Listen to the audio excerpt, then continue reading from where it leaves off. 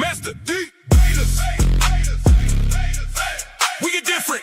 Mark, Nick, and Cody. Let's go. John in the corner, all gas.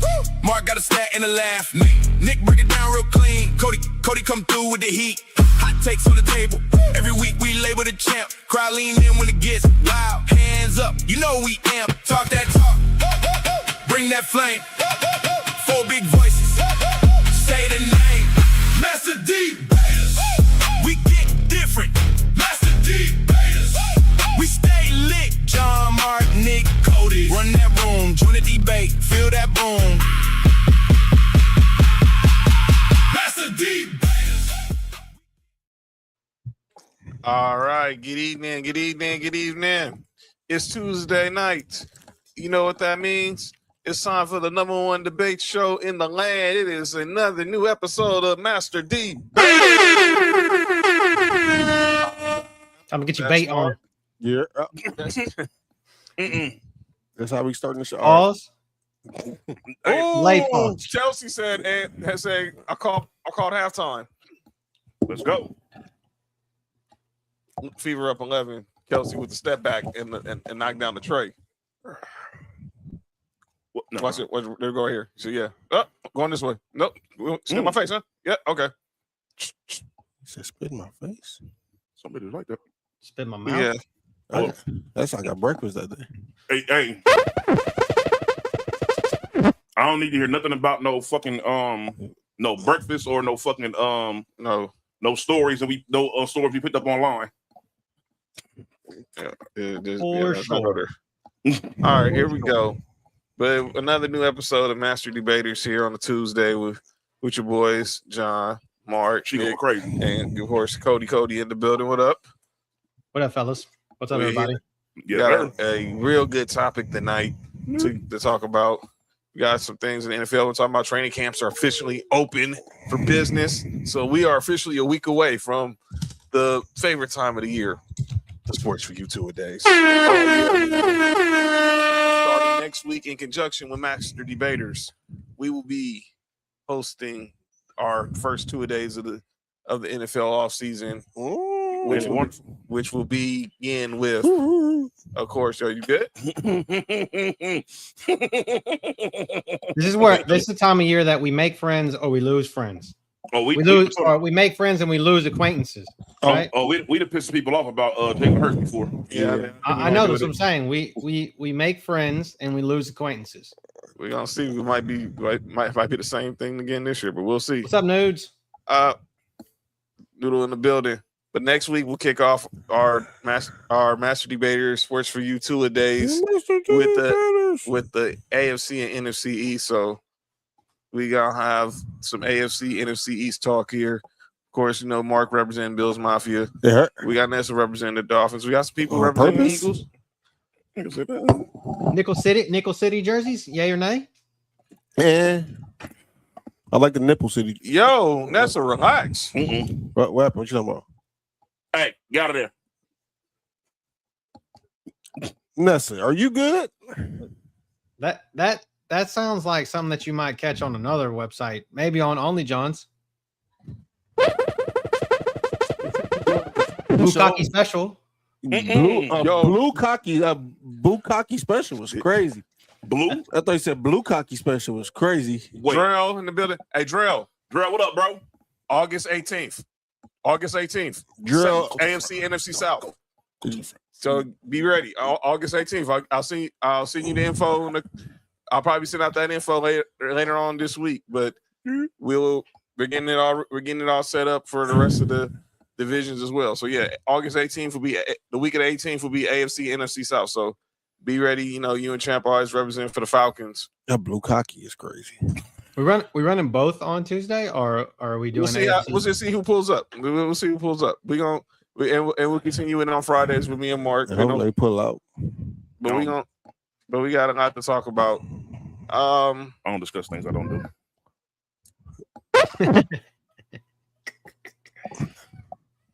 Speaking of not doing that, hey Nico, come here. It's all eventually happened once, at least once. Okay, we all can confirm. Yes. Yeah. I don't even remember the last. Hold on, different show. Go ahead, y'all. All right, so let's go ahead and get into some topics today before we get into our. I don't even know what motherfuckers cost anymore. Our debate for the today's show. WNBA All-Star Weekend went down this weekend, and in the Shy, and I gotta say the W showed up. So there's a lot of haters behind that, but let's go. We'll talk about. We get to there. Team Teaspoon got the W. Who got Spoon? I don't know, but it was for sure. That going different show. Relax, but Teresa Witherspoon's squad did get the W. Her name is Heidemann. Relax, partner. Her name is Heidemann. Thank you. She had him in her mouth. I promise you.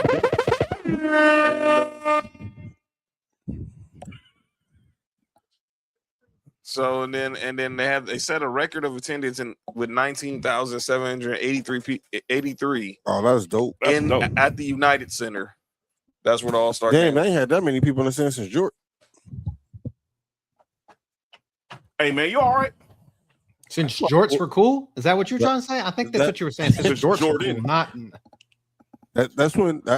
Oh no, they had he went up in there. That's why Bulls fans say LeBron. What happened? Talking about Nico, he went to Sophie's room. Shout out to Sonny. Sonny in the building one time for the one time. Sonny. But I said Team Spoon beat Team Coop. And Jonquel Jones.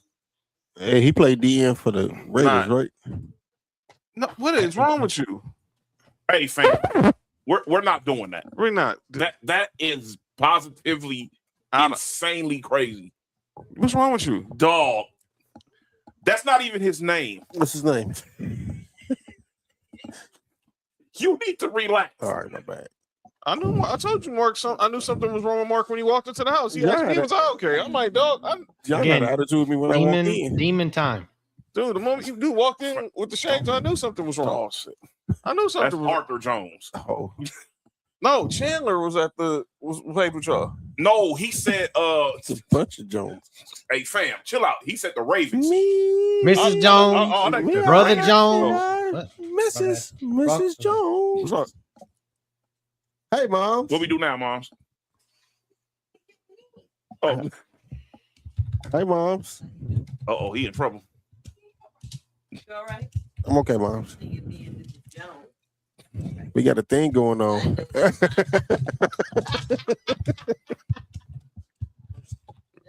But Jonquel Jones did get the MVP of the All-Star game. Is she gonna walk over there and discuss something on the screen? She did during the pregame. She gonna make me do that. Oh yeah. John, no. John, just go. Your students are saying. Students are saying. I just realized what he meant. Did that do with McDonald's? Oh, McDonald had a farm? E-I-E-I-O? Okay. I'm gonna text you earlier. Something's wrong with this dude. Let's talk about the show. Wait, what the hell did you just say? Hold on, fam. Something's wrong with this dude. Really, I knew. Let's go, everybody. No, you get it together. Oh, I got it together. And you too. Relax. All they get put through the mattress.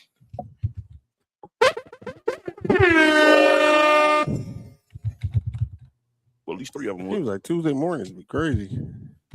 Hey, you all right? Go ahead, John. I don't know, man. I don't know what's wrong with this dude, but Jonquel Jones had 22, 13, and 8. Went crazy.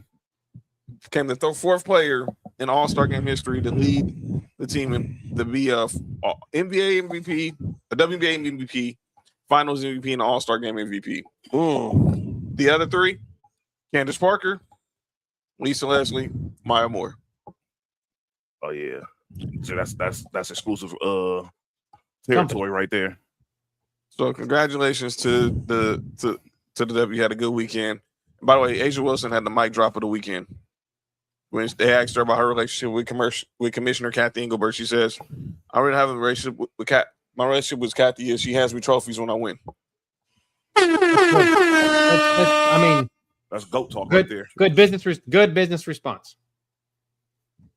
Oh yeah, because it's basically it's not a lie. Yeah, so it's not a lie. Speaking of, Asia's gonna be a Hall of Famer one day, but we did have a Hall of Fame over the weekend. And that was the Baseball Hall of Fame went down this weekend. So congratulations to this new class of Jeff Kent, Carlos Beltran, and Mark's boy Andrew Jones went into the Baseball Hall of Fame this past weekend. I had 2 of those guys. Thank you. 2 of those guys played for me. 2 of them. We know. Yeah, 2 of them played for the Dodgers as well. But I was at the end of the. That was 8. But the best one played for the Braves. Man, one of 5 players. Ooh, that's a good argument right there. I'd love to argue about the top 2 right there. Beltran was one of 5 players. I love Andrew Jones. In MLB history with 400 homers and 300 stolen bases. That's good. Andrew Jones is one of 4 players with 400 home runs and 10 gold gloves. And then Jeff Kent was the all-time leading, has the most home runs from any second baseman all time, and was third in RBIs among second basemen. And be reminded, he was on the team with Barry Bonds. Yeah, dude. That's crazy. Be reminded, and this was even more crazier. He's the first player to go in the Hall of Fame that was managed by Dusty Baker. Damn. That's even wilder to me. Dusty Baker only got 1 player in the Hall. No. Yeah. Oh, yeah, because the greatest player ever touched baseball didn't get Exactly. Mm-hmm. Make it make sense. You're telling me That's like Jordan not going into the Hall of Fame. all right, Yeah, for real. but we're not gonna go there. But I want to get to, but for Mark, before we get into the debate, obviously your boy Andrew Jones is now One of these guys to Kent fitting the bill for tonight's argument debate. is going to Cooperstown. Is now officially in Cooperstown. I wanted to play some video from Mark. For me? See, about your boy Andrew Jones. True. So John Smoltz inducted Andrew Jones in the Hall of Fame this past weekend, and we want to play this video that was presented to him before his induction this past Sunday in Cooperstown. This is John Smoltz on his longtime teammate Andrew Jones. My first impressions of Andrew was we knew we had this young stud from Curacao. It's like a porno. The ball off the bat was the first thing that kind of stood out. Yeah, ain't nothing changed. You saw him take BP. Oh. You're like, wow, he had electricity off the bat. Oh, my God. Welcome to the big leagues, Andrew Jones. Then the biggest thing that you notice is Pause. defend. To play defense, crazy. Magnificent catch. Super fast. This might be the best catch I've Get in ever and get out. seen. Try to Had boot a you. great jump, had a great instinct. Andrew's throw is going to Andrew's throw. He was electric in every way and pretty cocky. That's what she said. Oh, my girl It was described a me. controlled arrogance that he knew he was really good. You know, I will get any balls that can hit him. He's the best center fielder I've ever seen. Watch His you look over ability to here. know where to go and his feel for the game and positioning. From a defensive standpoint, I never saw anybody better. A diving catch in the game. Andrew Jones. He being biased. But I'm not mad at Andrew that. Jones, They being I don't know biased. that I had the career that I would have had. John I was a fly Smoltz. ball pitcher. He saved me a lot of runs. I just saw more hitters shake their heads when they thought they had a double or they thought they had a single, and he just took it away. That would have been a double at least. Glavine and Maddox may have given Andrew some days off because they were ground ball pitchers, but I'm sure he pretty much knew when I got on the mound that he was going to have a lot of action. That's crazy. I should have worn, man. That damn, I should wear my He Andrew caught a Jones ball jersey over his today, man. shoulders with his feet up on the wall. He made the catch. What a play. He put his feet on his balls. Spider-Man catching with his back to home plate. To this day, I just still can't believe he caught that ball. Everybody will be seeing this on national highlight reels. For Atlanta Braves fans, man, were they treated to a highlight reel every game. Many people around baseball say Andrew Jones is the most exciting and best center fielder in the game. They ain't lying. He saw the game differently, and that's that unique skill set where he was wiry, he could steal bases, he could do whatever he wanted to do, and his power came relatively easy. Andrew Jones, another game. It hurt. The bright lights were never going to get Andrew Jones. If there's anybody that could walk into Yankee Stadium, not care, not even feel like this is that big of a deal, and his first 2 swings, they had home runs off of Andy Pettit. Fuck out of here, Andy Petty. youngest player ever to homer in a World Series talking about. game. What a performance! That's not a bad argument there, Drell. And you could just tell Andrew was meant for this. What do you say? Going up to the plate. Best center fielder all the time. This is what I'm supposed to do. 19 years old. You're not supposed to be doing this. 19 years old, became the youngest player to hit a home run in the World Series. Today, Andrew Jones becomes a member of the National Baseball Hall of Fame. Welcome to Cooperstown. The moment to see him inducted, I think, is full circle for our franchise, for the run we were on, for where we were before Andrew got to us, and where we went. 14 consecutive division titles for your Atlanta Braves. Glavine and Maddox. It was just the Braves, Chipper. man. Against the Braves, man. Now Andrew. It's why we had the Remember the success we days? did. They want a curtain call. My grandfather used to watch the Braves all the time. He's the measuring stick. I don't know if you'll ever see a better combination of Just call offense me. and defense. It's funny because that's my nickname. First What is Hall of wrong? Famer from Curacao, man. What is wrong with this dude over Who, here? Andrew Jones? No, you. Yeah. But wait, me? Yes. Negro, who else? I didn't say nothing. I'm listening to watching Andrew Jones play. Yeah, John okay. Smoltz- Andrew Jones, the first Hall of Famer ever from Curacao, but your freaking Braves love players from there. Ozzie Albies, Andrew Simmons, Kenley Jansen. I can name a shit ton of Curacao. Kenley Jackson Jurickson Profar is from there. Whoa. We don't love him. Oh, yeah, I'm about to say, Yeah, but I'm just saying, guys that played Hey, that for is- Atlanta Nah. that were Hey, from Curacao. He's someone they don't talk about right now. yeah, man, you don't want to claim, bro. I ain't gonna lie. I ain't gonna lie. You can't. Yeah, you may. Yeah. He's I don't know why you're showing somebody named Jurickson. Are you all right? Me? Yeah, Joey, what's wrong with you, fam. Are you okay? Mark? You want to hear from Andrew Jones? You want to hear from the man? Yeah, well, sure. Why not? Let's He hear played from for the man. him and Carlos Beltran both played for the Yankees too. So, shit. I don't count that. And I don't count any time with the Yankees. That's hate. I'm just saying that they did. I know. It's justified though. Yeah, And him and Jeff Kent both played for the Mets. and the Dodgers. God damn. That's right. They both was at the Dodgers. All right. So here's Andrew Jones. Here's a clip from his Hall of Fame speech from Sunday, and talk about obviously how Cooperstown's forever is home. Obviously, resigning with his former manager Bobby Cox and teammates like Greg Maddux, John Smoltz, Tom Glavine, Fred McGriff. Here's Andrew Jones. From the moment I signed as a 16-year-old, Atlanta Braves treated me as a family. I want to thank all Atlanta scouts, Giovanni Vicesa, Bill Clark, Paul Snyder, Carlos Rios. That's what Trill be doing. Who signed me as an international signing free agent at 1993. Hot Mike. Decided to start my journey, and I couldn't pick a better team.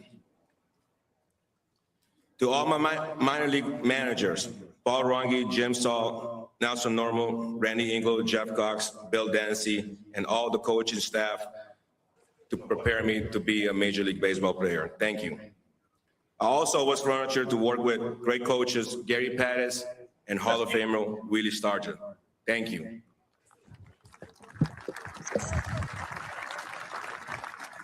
Oh, snap. Here come Fat with the hate. Nobody in the Braves organization had a bigger impact on me than manager Bobby Cox. Matt, you're a Cleveland fan. So Hero in the World Series and lineup and believe in me. They believe in him. Bobby had confidence in me and helped me become the best player I could have been. He commanded respect, create a winning culture. You play hard, you play to win, and you play always give your honest effort. Simple rules to play the game. Well, I thought you said Bobby's cock. Or Poppy's cock. For my 12 years with the Braves, he was my only manager. He was like a second father to me. It's like Papa Cock. I know he's looking down, laughing, and be so happy for me and my family. Thank you, Bobby. There you go, Bobby. Thank you, Bobby. God damn it, Bobby. And if I was in a slump, Bobby would send me to Hank Aaron office. Something wrong with And I you. felt like I was going in to see like somebody that I was in trouble. But Hank never talked with me about baseball. He always talked, how's your family? How's everything? How's your kids? He meant to try to relax your mind and take your mind away from the game because he knew how hard the game was. Man. Hank was one of the greatest ever to play this game and an even better human being. We miss you, Hank. Thank you. Come on, Hank Aaron. Yeah. He said Hank. It's an honor to join Hall of Famer Chipper Jones. I thought he said, my brother from another mother. I thought he said those that Frank Hank. Maddox, Yo, Tom Glavine, John Smoltz, Fred McGriff, Ichiro Suzuki, CeCe Sebastian, Derek Jeter. I know Mariano is not here today. Rihanna? Said Mariano. It was a pleasure to play with you guys. Larry Wayne Jones, some call him Chipper. Chipper pushed for me for my induction for many years. The Jones boys are in Cooperstown now. Thank you.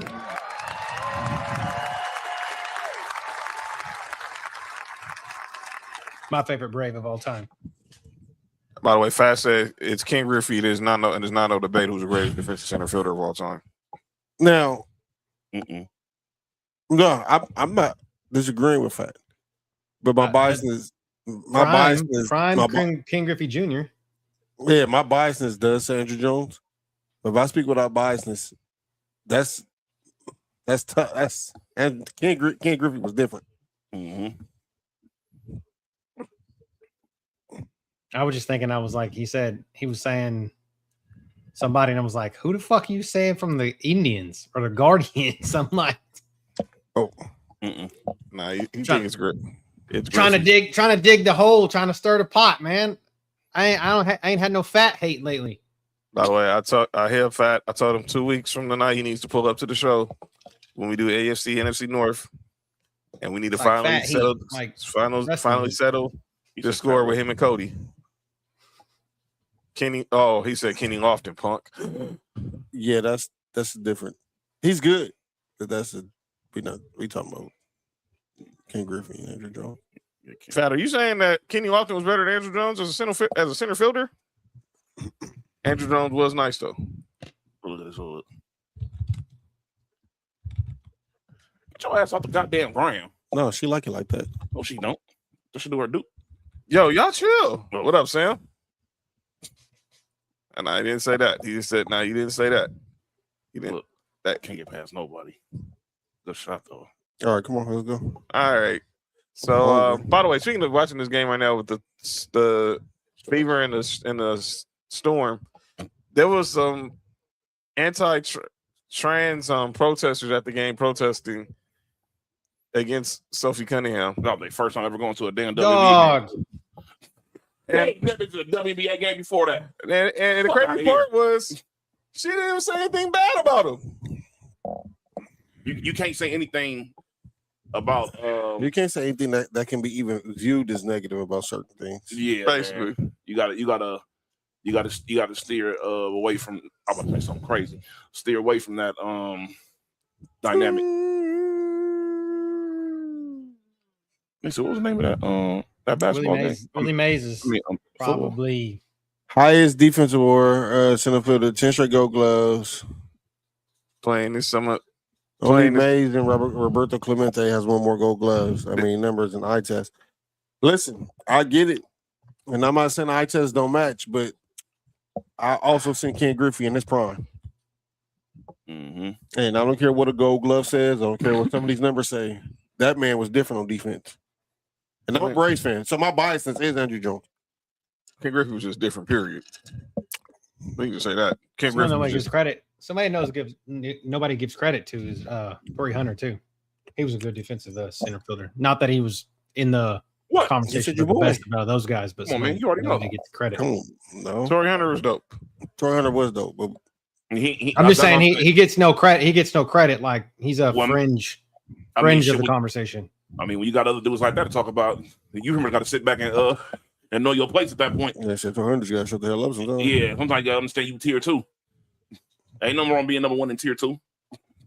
Yeah, I'm just saying it's a fringe guy. He's a fringe guy. Yeah. I'm just saying like he gets no credit like ever, and he was really good defensive center fielder. Yes, that he was. That he was great. All right. So, congratulations to those who went in the Hall of Fame over the weekend. Thank you. And let me also say a salute to somebody else who called it a career over the weekend. To me, his career was over for a while. This dude Rashad McCann. Oh, no, I'm not talking about him. He's not worthy of praise. I'm talking about Errol Spence Jr. Errol Spence Jr. officially called it a career over the weekend. He had a fight with Tatsu. He lost in a 12-round unanimous decision, but it was his first time really being back in the ring since the Terrence Crawford fight, and he did not look comatose as he did against Terrence Crawford. I mean, well, who wouldn't against Terrence Crawford? But I'm just saying. Shout out to you, bud. Got me a jacket. Got me a jacket. You know what I'm saying? You just shout to us what? He just shout to you, blood. I said, bud. Shout out to Terrence Bud Crawford. You got me a jacket. No, so wait, was it porno wrist? No, that was NWO. My bad. That sure was a porno. Well, is that where Hogan got that music from? Maybe. I thought that New world order. One in Vegas. New John's OnlyFans. Yo, you need to chill out, fam. You really need to chill out, fam. Hey, that picture was positively crazy. That's funny. Hey, Nick was like, no, and the funniest, I didn't recognize the entire shit in the picture when I first posted it. That's what made it so funny. Y'all some sick Negroes, you know that? All right, but shout out to Errol Spence, who called it a career, future Hall of Famer. For sure. All right, y'all. Y'all ready? Yeah, he put this up. Shout out to Kia Parlay in the building. Oh, that's John. He plugged this up. Oh, hold on. Pause. Shout out to Kia Parlay in the building. Pittsburgh in the house, one of the best when it comes to. where in the fuck? What? What you just what? Where did John go? Hey, chill out. What the fuck is wrong with you? Hey, I told you this dude been on ever since he walked in the house, man. It's the shades, man. It is. Yo, John had. Wait, that should say Power Mac. Sounds. Mike Jones? Yo, JoJo, you gotta relax. Sounds. That was not no casting couch music. It was. It's okay. All right, gentlemen. Yes.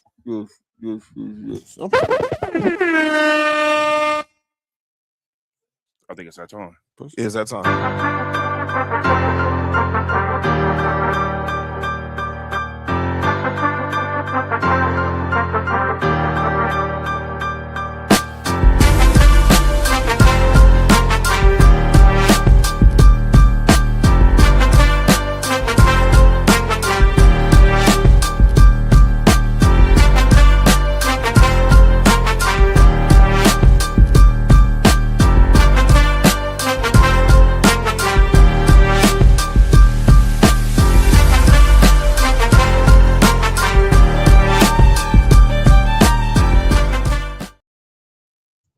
All right, ladies and gentlemen, it is time Why for we want the Mexican pizza?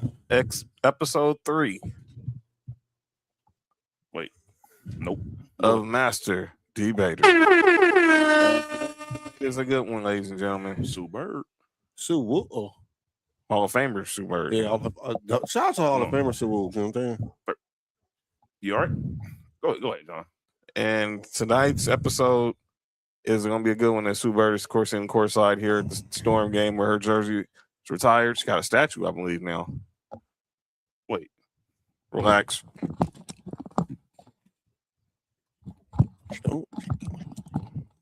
She's single now, that's why. John, what you just said without saying nothing is the funniest thing in the world. And it still made so much sense. Mm-hmm. All right, come on, let's go before John get in trouble. All right. The worst MVPs of all time. So this is a top big 3 of who are some of the most overrated, over talked about MVPs in all of professional sports. Yeah. And we brainstormed on this debate probably about last week. Bobby Bowden? About last week we had this discussion. Last 2 weeks kind of last 2 weeks, and it has been a very good discussion. So let's get to it, brothers. We can start. We'll start MLB, NFL, or NBA. I think NBA is the one that's gonna that's gonna start some shit. So we should do NBA last. We can start with either we can start MLB. All right, we're gonna go MLB. All right, NFL will be easy because mine was probably definitely worse. So MLB, here we go. And this debate is about who was the worst MLB MVP. And these are the names we came up with. Obviously, we came up with Miguel Cabrera. Oh, God damn it. Oh, Ryan Howard. Juan That's Gonzalez. kind of crazy. I got this one. And Ryan Braun. All right. I actually had two of these, but I know Nick had one of them, so I'm gonna let him have that one. So let me let you know what the premise is. Me and Nick both had Miguel Cabrera. Mm-hmm. Melky. But no, not Melky Cabrera. He was cheating. He's not even qualified. Hold on. Before we continue, are you all right? This dude is insane, man. I'm gonna read between the lines. You need to chill. I told you the dude was on some stuff. As soon as he walked in the house, You need to relax. He trying to act like nothing was wrong. He knowing walking in my house wearing shades. John had an attitude with me when I first walked in. Because I just know you, man. That Kelsey? Yeah. Plum? Kelsey Mitchell. Kelsey Plum to play today. She's still hurt. So Nick has Miguel Cabrera. I think who had Ryan Howard? Was that you? Was that Mark or was that you, Cody? I did. I had Ryan Howard and the 98 version of Juan Gonzalez. And Juan Gonzalez, and then I had Ryan Braun. You said that was me because of Philly? I mean, I do think all Phillies MVPs are overrated, but I just wanted to make sure. I ain't know. Okay. But yeah, there we go. Ryan Gonzalez was we're getting there, Sam. We're getting there. So let's go ahead and get started. Why not? Juan Gonzalez was the ones that's from it. Can you put it off to the side, John? Or is it just because that's what I'm doing right now. I'm trying to get to it right now. He got him from Hong Kong and TJ. Shout out to Hong Kong. Shout out to Hong Kong. I see. I can get to the.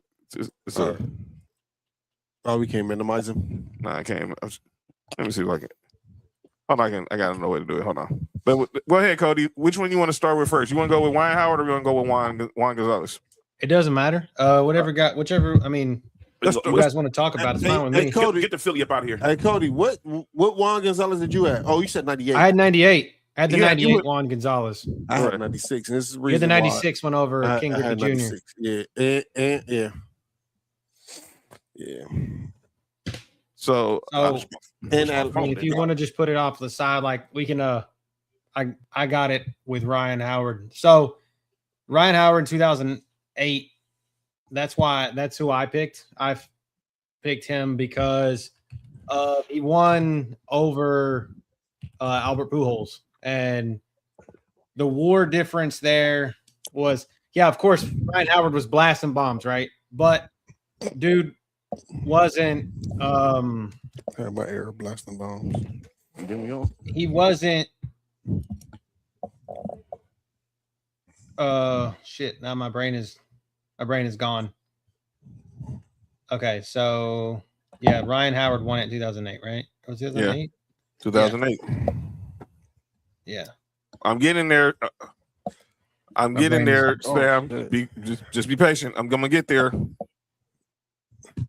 Hold up. Didn't he? Did I fuck this up again? No, he won it in 2008. Yeah, he won in 2008. Yeah, so Ryan Howard's WAR was like totally off, and that was the year that Ryan Howard got on the map and was blasting bombs. And so the reason why I thought he was the worst MVP because no, it was 2006. Did I put 2008? I meant to put 2006. It's my fault. Okay. Again, I fucked this up. 2006. And we with you. Yeah. Don't worry, my phone 2006. All my notes is on there. No, it's 2000. I fucked up and put 2008, which I guess maybe I was stupid. But here we go. Now this threw me off. So, anyways, the WAR difference was 5.2, which everybody knows wins above replacement, and Albert Pujols was 8.5. So in 2008, it was just flip flop. So Albert Pujols landslided him in 2008, but in 2006, Ryan Howard won. So he had like 58 home runs and 149 RBIs, but Albert Pujols had he had 49 home runs, 137 RBIs, but he had a 671 slugging percentage and over 1100 OPS. So I felt like Albert Pujols was a better defender than Ryan Howard was. He was a better I thought was better hitter. I mean, he played in less games that year and was only 5 hits shy of, and he could steal bases at that time. I just felt like he was just a mediocre, generic, like creative character baseball player. Like if you put a guy in MLB The Show and you wanted a baseball player that didn't really run, was that mediocre at fielding and could just hit the ball, that's what Ryan Howard was. And I felt like that year that was Ryan Howard in a nutshell. He was basically just a home run hitter. Yeah, and that's what got him by. And then it showed later on in his career that that's really what he was. I mean, he started getting hurt. He started crumbling. He wasn't even, in my book, he wasn't even as good as Prince Fielder when we saw Prince Fielder take the nosedive later in his career. Mm-hmm. And he was kind of the same. He was kind of the same guy. And Prince Fielder just never won a MVP. MVP, yeah, or a World Series. What he say? Looked at raw numbers. Didn't value overall. Overall game. Yeah, because he wasn't like he didn't. And 2006 was a fluke year too. I could have used Justin Morneau as well. Justin Morneau on the AL side sucked as well. So I just felt like 2006 they were just giving the freaking award out to whoever they thought was good that year when there was players that were better than the two guys that won it behind him. And I just don't feel like he was the reason why. I don't even think he was the best player on their team. Jimmy Rollins was way better. So that was why I think Ryan Howard in 2006 was worse. I might disagree with that. I feel like what Cody's going with is there's more people that added more value to the game than just one particular thing. Right. So yeah, I'm not mad at that. You could make an argument for Lance Berkman. I was not even trying to be a homer with who came in third, Lance Berkman with Houston. I mean, my second favorite player of all time is Albert Pujols, but that's where my bias is shining through at. But I mean, I just felt like the value that Albert Pujols added to the Cardinals was more than what Ryan Howard's hitting was for the Phillies. All right. Go ahead. I'll go more. Go ahead, Mark. Who you got? The 96 version of Juan Gonzalez. And I don't want to diminish Juan Gonzalez. I think he was a great player.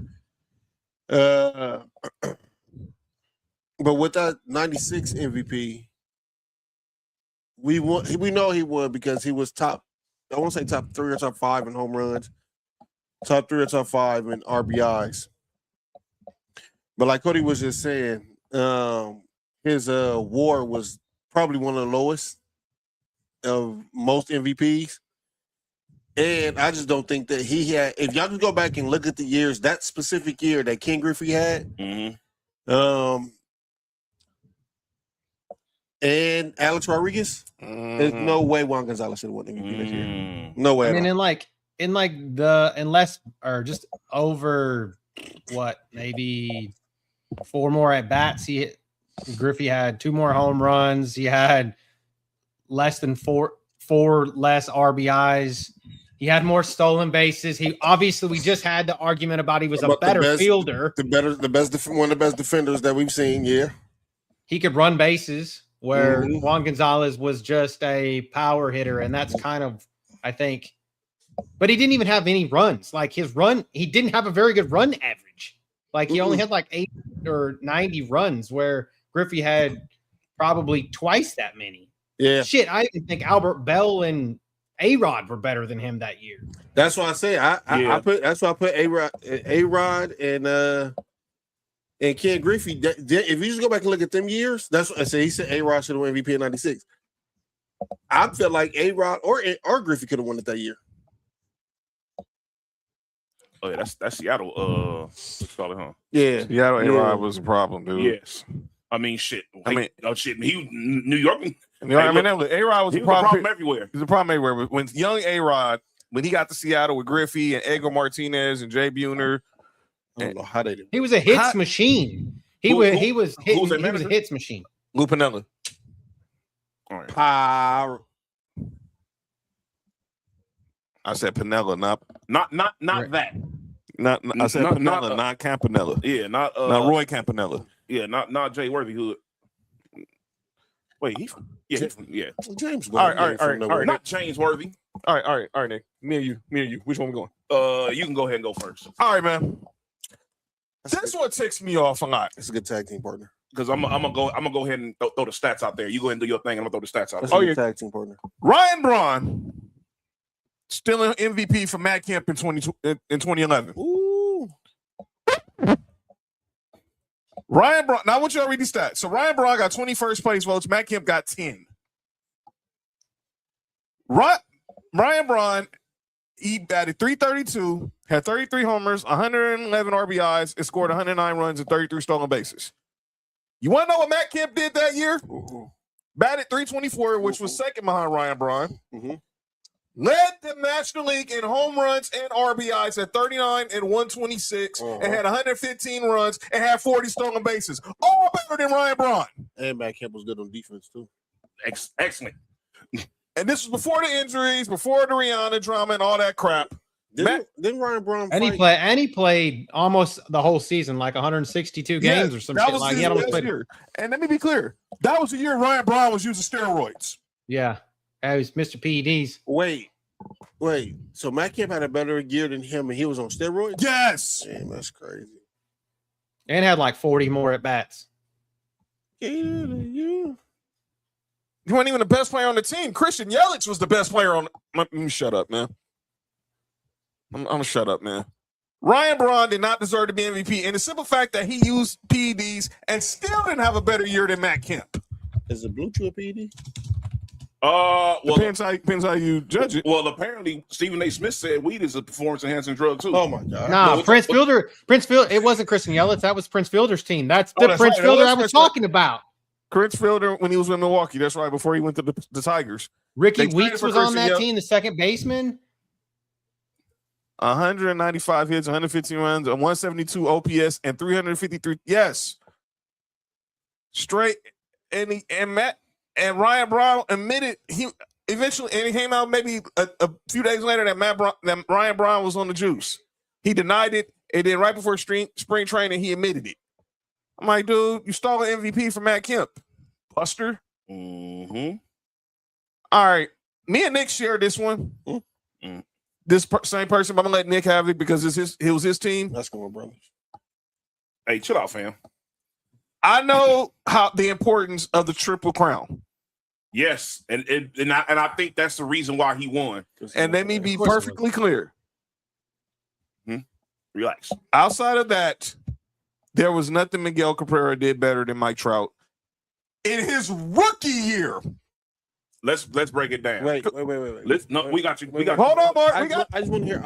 Milky Cabrera won a Triple Crown that year? Yes. The first one says 1967. And also, that should have been a different MVP? Yes. Okay. I'm going to tell you why. I'm listening. OPS would have got it. Go ahead, Nick. Tell him. So Cabrera had 22 first place votes. Mike Trout had 6. Stupid. All right. So here is the numbers right here. So Cabrera, his WAR was 7.1. Oh. Mike Trout's was historic 10.5. True. Mike Trout had 129 runs that year compared to Cabrera's 109. Well, you all right? All right. So Cabrera had 44 home runs. Mike Trout had 30. Look at that stud blood. Now Cabrera had 139 RBIs, which is completely crazy. Number one. 50 more. That's crazy. And Mike Trout had 83.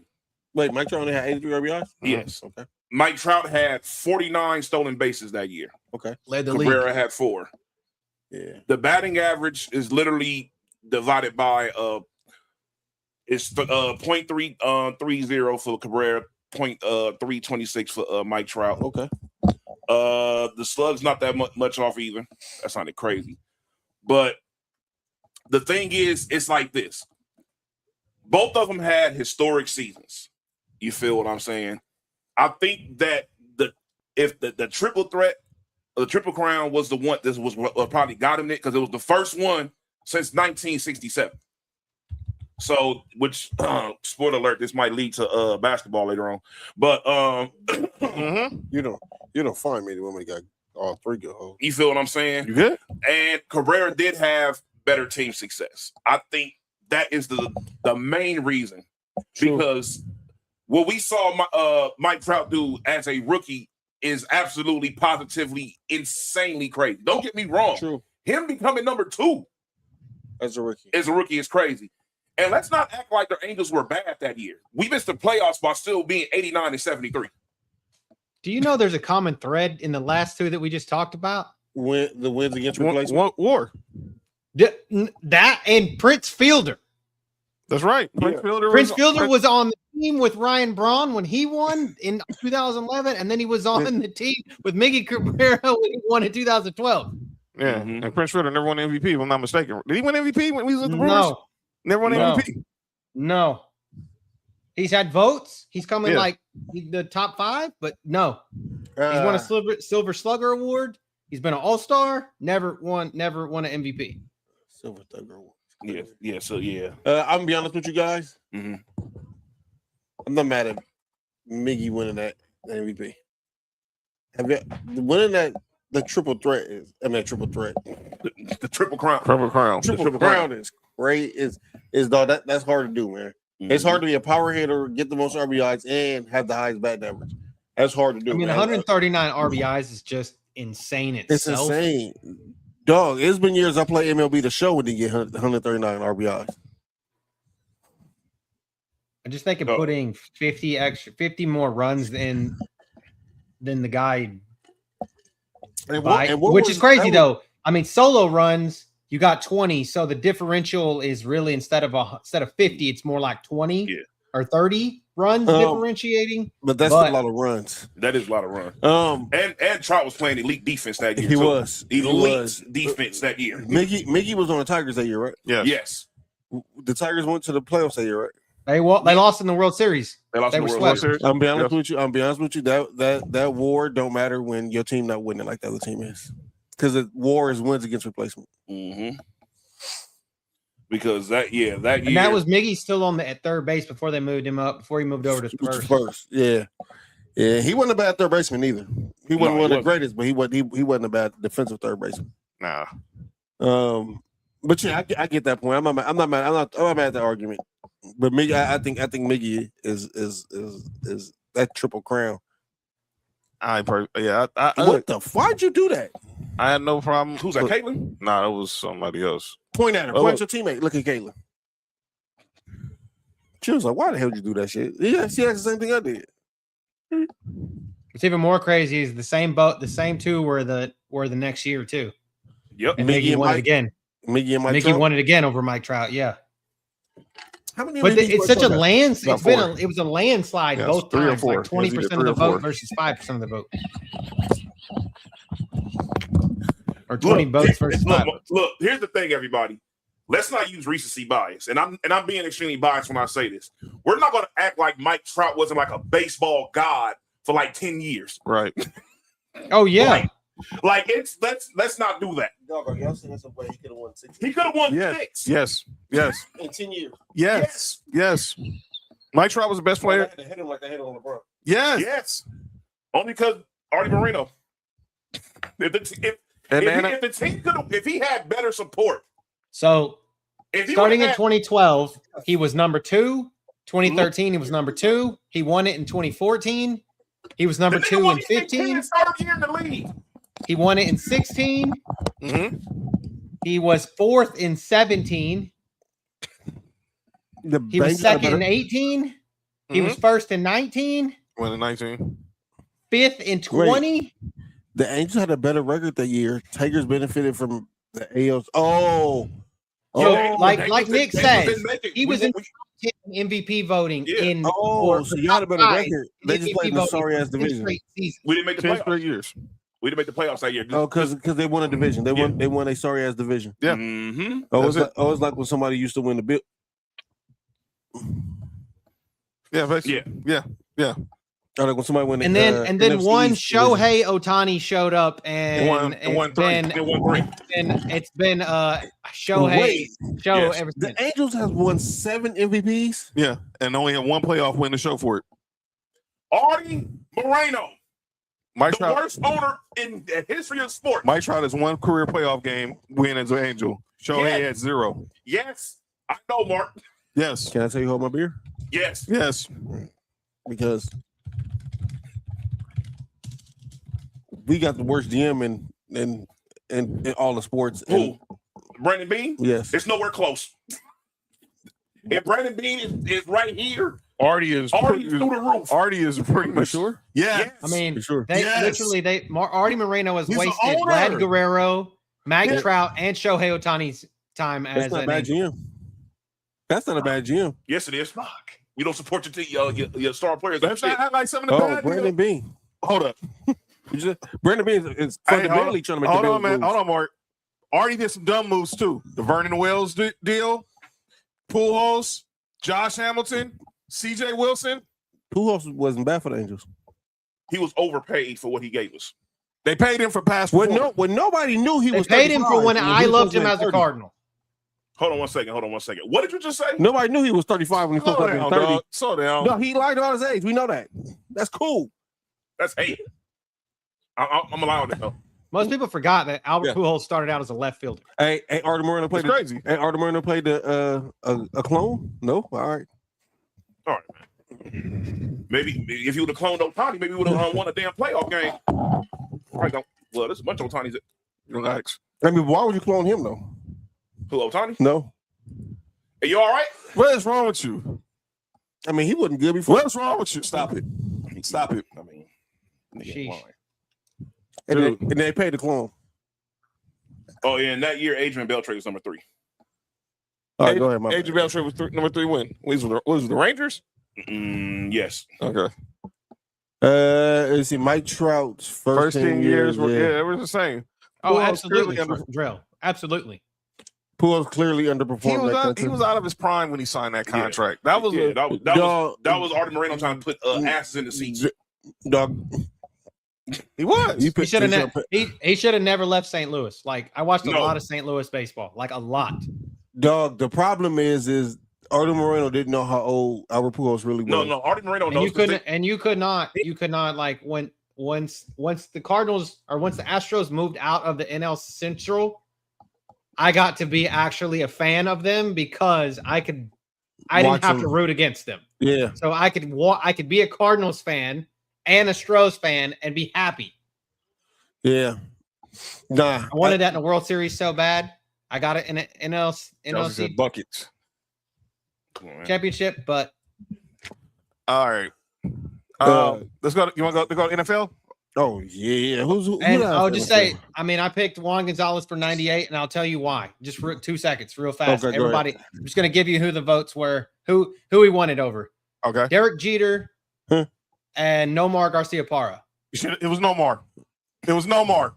98 Nomar with the Red Sox? Are you? Yes, and Derek Jeter. And Derek Jeter had 127 runs. Like all it was that put Juan Gonzalez over was 157 RBIs. That's it. Like literally, again, a case of somebody that can't do anything but hit home runs.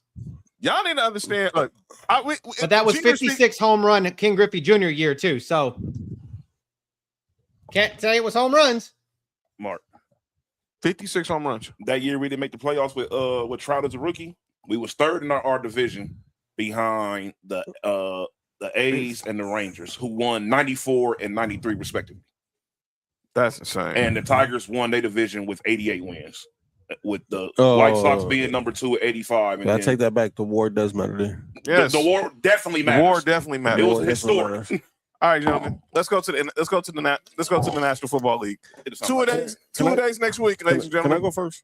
We go out. This one's gonna be fun. Let me tell you this when you said this, Mark, I had to like go back in like my brain and be like, who the fuck is that? Because that's like oblivious. And I'm like, oh shit. Hey, Cody, I didn't even look it up, dog. I just remembered like this dude won MVP. So, the fucking kicker.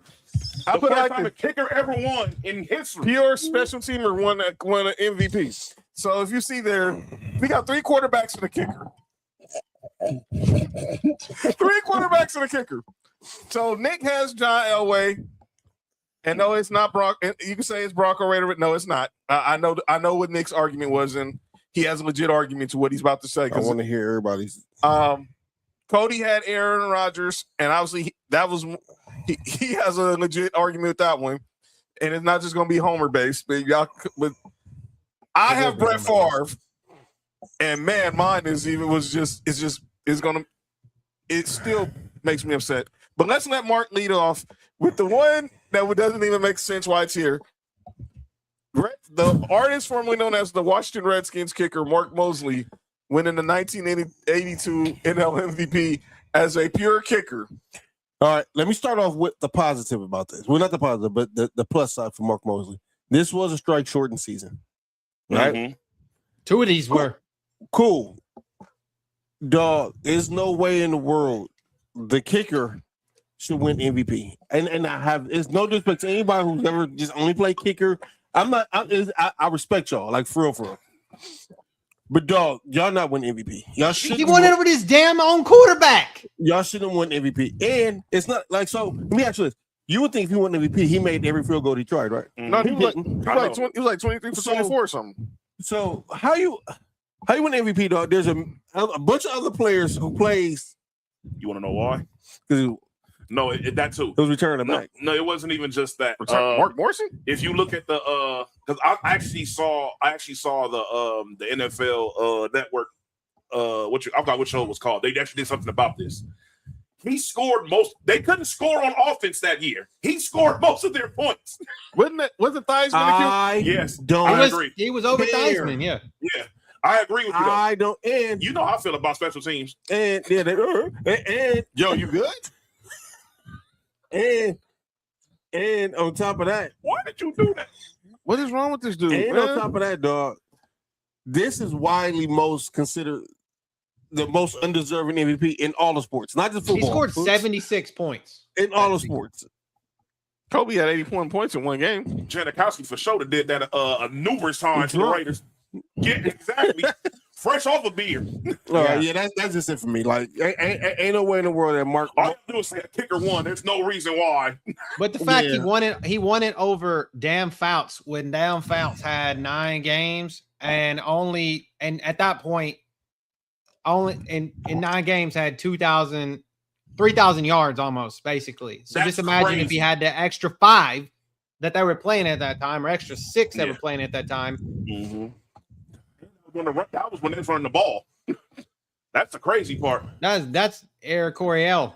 Yeah, that's Kellen Winslow team, like with Dan Fouts. So fuck them. Though. 17 touchdowns, 11 interceptions. Fucking all right. 204 completions. That was just crazy to me, guys. When we first started talking about this is the first out of any other sport. This is the first one that popped in my head, is because just why. Oh, you think that's crazy? Wait until it's my turn. All right. I'm going to go next. I had Brett Favre. Fuck Brett Favre. And let me be perfectly clear. Both up front? Brett Favre. He shared the MVP that year with one Barry Sanders. Barry Sanders is in news to an unwanted white woman, though. Barry Sanders rushed for 2,000. What's wrong with you? 2,053 yards on 335 carries. Wait. Let's put some context into this too. When was the last time? Well, it was probably like Eric Dickerson was the last person to rush for 2,000 yards. Yeah, up to that point. Yeah, up to that point, probably. When he broke the record. But wait, hold on. I'm looking at these stats, John. Just get to the point. Because I see what Barry Sanders rushed for, and I seen what Brett Favre threw for. Go ahead. 300, 6 yards a carry, 11 touchdowns. Became the third player in NFL history to rush for 2,000 yards in the season. Dog, in the NFL. This is not college. Brett Favre. He's putting up college numbers in the NFL. I know. Brett Favre threw for 3,867 yards, led the NFL in touchdowns with 35, had 16 interceptions, and won his starting MVP. He wasn't even the fucking offensive player of the year. That's all you need to know. Who was offensive player of the year that year? Barry Sanders. Barry fucking Sanders. Hey. I'm not going with the argument because when Josh Allen won MVP. No, sir. No. Brett Favre wasn't even second. Brett Favre wasn't even second in offensive player of the year. One, Terrell Davis was number 2. And you know how biased I could have been with this argument? Yeah. No, it was Barry Sanders. Barry Sanders at that time was the best player in football. Yes. Dog, he averaged 6.5 yards a carry. With that trash-ass offensive line. No, damn all that. I don't care if you had a great offensive line. This is the NFL, dog. You don't average 6 yards a carry in the NFL. That's Madden on rookie mode. That's crazy. No, that's 6 yards per carry. That's Reggie Bush. I think this is what killed him. I think this is what killed Barry Sanders, is because he only had 3 touchdowns. 3 touchdowns. Oh yeah, over 2,000 yards. 3 touchdowns over. Yeah. Well, anybody who remember watching Barry Sanders is when they get to the goal line, he go backwards. They didn't give him the ball. Nope. Team that had him, Herman Moore, Johnny Morton. They had Scott Mitchell at quarterback. Scott Mitchell was a drunk. But I like Scott Mitchell. He should have won off of that alone. We're having Scott Mitchell as a quarterback? Yeah. Actually, no. He said he had 11, but according to the votes, it said 3. That's weird. He had 11 touchdowns. It said it right here. 11 touchdowns. He had 11 touchdowns. 3 receiving. He had 3 receiving. That's where the 14 total touchdowns. 14 total. So basically, that might even include how many yards he had receiving. Come on, man. He had 2,000 yards rushing. Dog, do y'all understand how many yards Barry Sanders had receiving that year? I guarantee you. 6 yards per carry. Dog, do y'all 305. 24 yards from scrimmage. No, everybody just stop. Do y'all realize he had 6? How much, Cody? 305 receiving. 305, and he rushed 33 receptions. 33 receptions for 305 yards. Do y'all understand that this man rushed for 6 yards a carry on 335 attempts? Yes.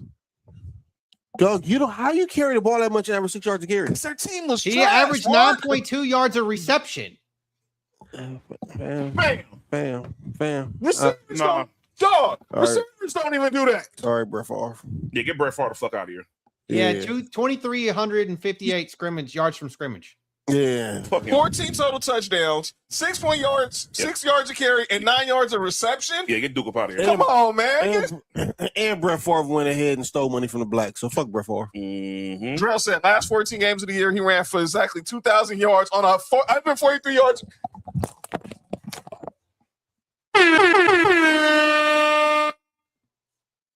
I don't give a fuck what anybody says, and I'm talking about fat for sure. But that is the best running back of all time. I'm sorry. I don't. And then they went to the Super Bowl. We all love. Then they went to the Super Bowl, got mopped. Yes, I would know they got mopped because you know what? Who did the Packers win the Super Bowl that year to? I wonder who. One John Elway. Davis. One John Elway, and that segues us into. And what was Terrell Davis doing pretty much all game against the Packers? Running the fucking ball, going crazy. 150. All right, man. Yeah. All right, man. Dog. 2,300 yards. Everybody just stop. Just with drill, and shout out to Drill. What Drill just put up, dog. Do you know in 14 games he had 2,000 yards? That sounds like OJ. Yeah. 2,000 yards in 14 games. Hey, man. Hey, man. Hey, I'm being biased. You're not gonna set me up. Nah, I was being biased. I mean, the first 2 games, he only had 61 yards total in the first 2 games of the season. Fam. Yes. And then the final 53 yards in the first 2 games of the season. And in the final 14 games, he went for 2,000 alone. That's preposterous. Get Brett Favre out of here. 53 yards in the first 2 games. 53 yards the first 2 games, and then goes for 2,000 for the rest of the season. Shout out to Drill, man. Argue touch. But TD he had 102 yards receiving in week 2. Damn. That's fucking insane. 100. All right, man. 102 yards receiving. in a 17-24 loss to Tampa. That's when they was in the Central. They said the other person like Yeah. Barry Sanders is the best running back of all time. I'm sorry, Fat. Yeah, you have to get over that. You Yep. stop being biased against your Come on, man. with your team and against your what you call Jesus it. Christ. All right, Nick. We'll give you this one, and then we'll let Cody close it out. I can't wait to hear because I'm waiting to hear Cody's. We can debate about that too. About who? The best running back of all time. Oh, say that for 2 weeks. Yeah, We'll say that for 2 weeks. Because I told Fat he needs to be here on the 11th because him and Cody gotta have a few debates that day. All righty.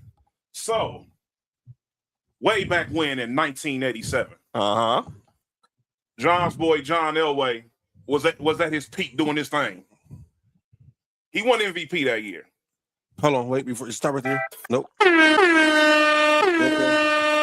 Only because I really do respect John Elway. Yeah. John Elway won MVP that year. Uh-huh. The Broncos' record was 10-4-1. They was number one in the AFC West. Now, John Elway's numbers that year. Okay.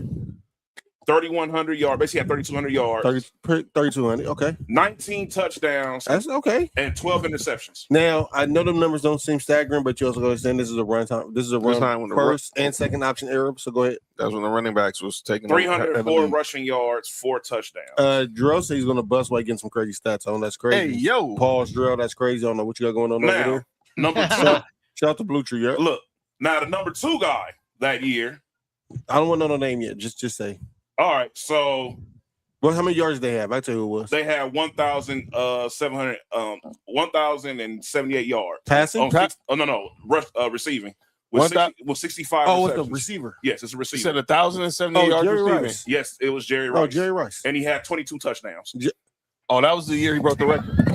That was the year he broke the record. Oh, okay. That was the year he broke the record. That was the year he set the record that Randy Moss ended up breaking into. That it took 20 years for Randy Moss to break. Fam, he got 22 touchdowns on 65 receptions. So basically, that's a quarter of his receptions, dog. That means 43 of the times he didn't catch the ball, he wasn't getting in the end zone. 20. Oh, you know what's even crazier? No. This will piss you off even more. What? So the person was number 3, right? They had 3,054 passing yards. So they had a little bit less. Yeah. He had 31 touchdowns. Dan Marino. And 13 interceptions. Dan Marino. No. Joe Montana? Yes. Wait. Excuse me. Stop. Everybody stop. John. Everybody stop everything. Cut the beat. Hold up. How many yards passing? He had 3,000 yards passing. He basically had less than 100 yards difference between both of them. Hold on. He had 3,000 yards passing. Pretty much the 3,000 yards passing, right? John Elway. Base 3,198. 3,200. 3,200 basically. And Jerry Rice had how many yards receiving? 1,078 and 22 touchdowns. And 1 rushing touchdown. So he had 23 touchdowns in total that year. As a person who played quarterback, man, sometimes this award is quarterback bias, man. It's not quarterback bias. It's not quarterback. The quarterback was number 3. Nah, but the quarterback should have been number 1. The receiver should have been number 1. That's the problem. Wait, they sponsored by Tampa. The quarterback. By the way, Drell said Jerry Rice almost averaged 17 yards of reception that year. Fam, you had 65 catches that had 1,000 yards. You almost and averaged 22 touchdowns. Excuse me. And you almost averaged 17 yards a catch. Excuse me. Again, this is a strike shortened season as well. Look, strike shortened season, sir. Yes. 2012 12 games that year. That was 12 the strike games. season. That was strike season. That was the nigga could have had like 30. The nigga could have had 30. Mark, you want to hear something? Jerry Rice out of pocket, man. Mark, you want to hear something crazier? You know who was the offensive? Guess what John Elway was an offensive player of the year that year? 17. He was number 3. And Jerry Rice was number 1. And guess who's number 2? Joe Montana. Tell you voters, man. One Bernie Kosar almost had more passing yards. Yes. Bernie freaking Kosar. No, you know what's even crazier? Go ahead. You can say it's the record or whatever, right? Mm-hmm. John, the 49ers went 13-2 that year, John. and we won what 13 and what was our record that year? We was 10-4-1. Yes. Yeah. These were that was voters fatigue. How many fans? That was voters fatigue. All right, so look, you think it's voter fatigue? All right, go to 1986. 16 game. Drell said had they played the full season, Jerry Rice would have finished the season with 1,440 yards receiving and 29 touchdowns. Oh my lord. Oh my lord. I'm not about to even talk about the MVP the year before. Oh my God. You want to talk, dog? This could be a debate in its own. This is 88. This is 86. Look, John. So this is the basis of my of my argument, sir. Oh, this one is the basis of mine. Talk about it later. After the show. We gotta revisit this. Yes. Oh no, no, I'm not talking about this. Marco fucking leave. No, we'll revisit. We gotta revisit that. Fam, look at this. This. I'm telling you guys, this is the basis of my argument. Cody knows where you're going. I know. Go ahead, Cody. I know exactly where you're going. This is the basis of my argument. Can I set it up, please? Go ahead. Nick just showed us the voting and the stats for the 1986 NFL MVP voting. What the niggas do? Flip a coin and decide who won? That year, Lawrence Taylor became the first player since Alan Page to be a defensive player to win MVP. 22. 22. And during a run off it, dog. He had 22 sacks. Dog, imagine if they actually passed the ball during that time. Dog, this nigga do for damn near 5,000 yards. Who damn 20 and a half sacks. He had 20 and a half sacks that year. But Eric Dickerson had almost 21 yards from scrimmage. He had 1,800. 1,800 rushing yards, 200 yards receiving. Fam. Which sets up Cody's argument on why he felt J.J. Watt should have won MVP in 2014 over Aaron Rodgers. The floor is yours. Shout out to Dan, and Dan Marino's gonna catch a stray too. Here, because 4,700 yards, and he was number 3 in the voting.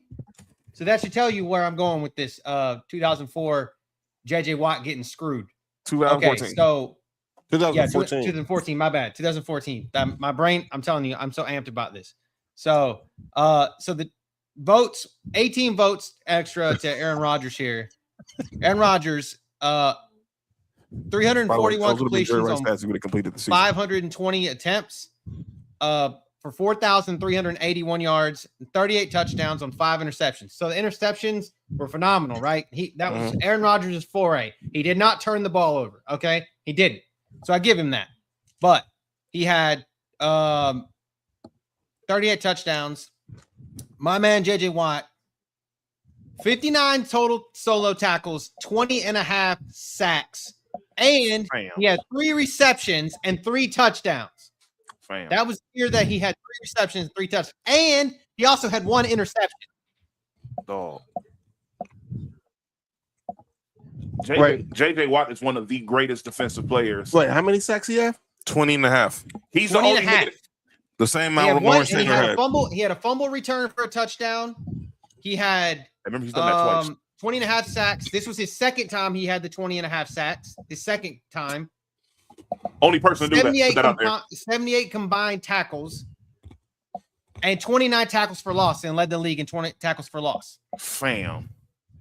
4 forced fumbles, 5 fumble receptions or recoveries for 59 yards and a touchdown, and 1 interception touchdown that he batted back to himself. Dog. So, and all in all, he had 5 touchdowns that year? Yes. 3 receptions, 1 fumble, and 1 interception. 3 on offense, 2 on defense. Yes. 20 and a half. Yeah, he should win MVP. So, he should have been big, dog. There's no way that. Wait, what was Aaron Rodgers' stats? Aaron Rodgers' stats.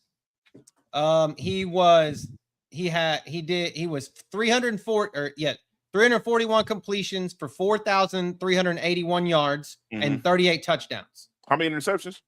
5. What? What did you just say? 5. That's what I'm saying. He had 5 interceptions. That's it. 5 interceptions.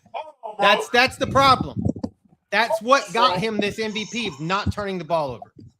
I need you to do me a favor before you go there. Go look at Aaron Rodgers' MVP season from 2011.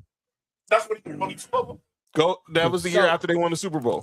2011. Bro, hold on, bro. Hold on, Cody. Look, Cody. Look, But I'm listen. with you. Look, I'm with you with JJ winning. I'm with that 100%.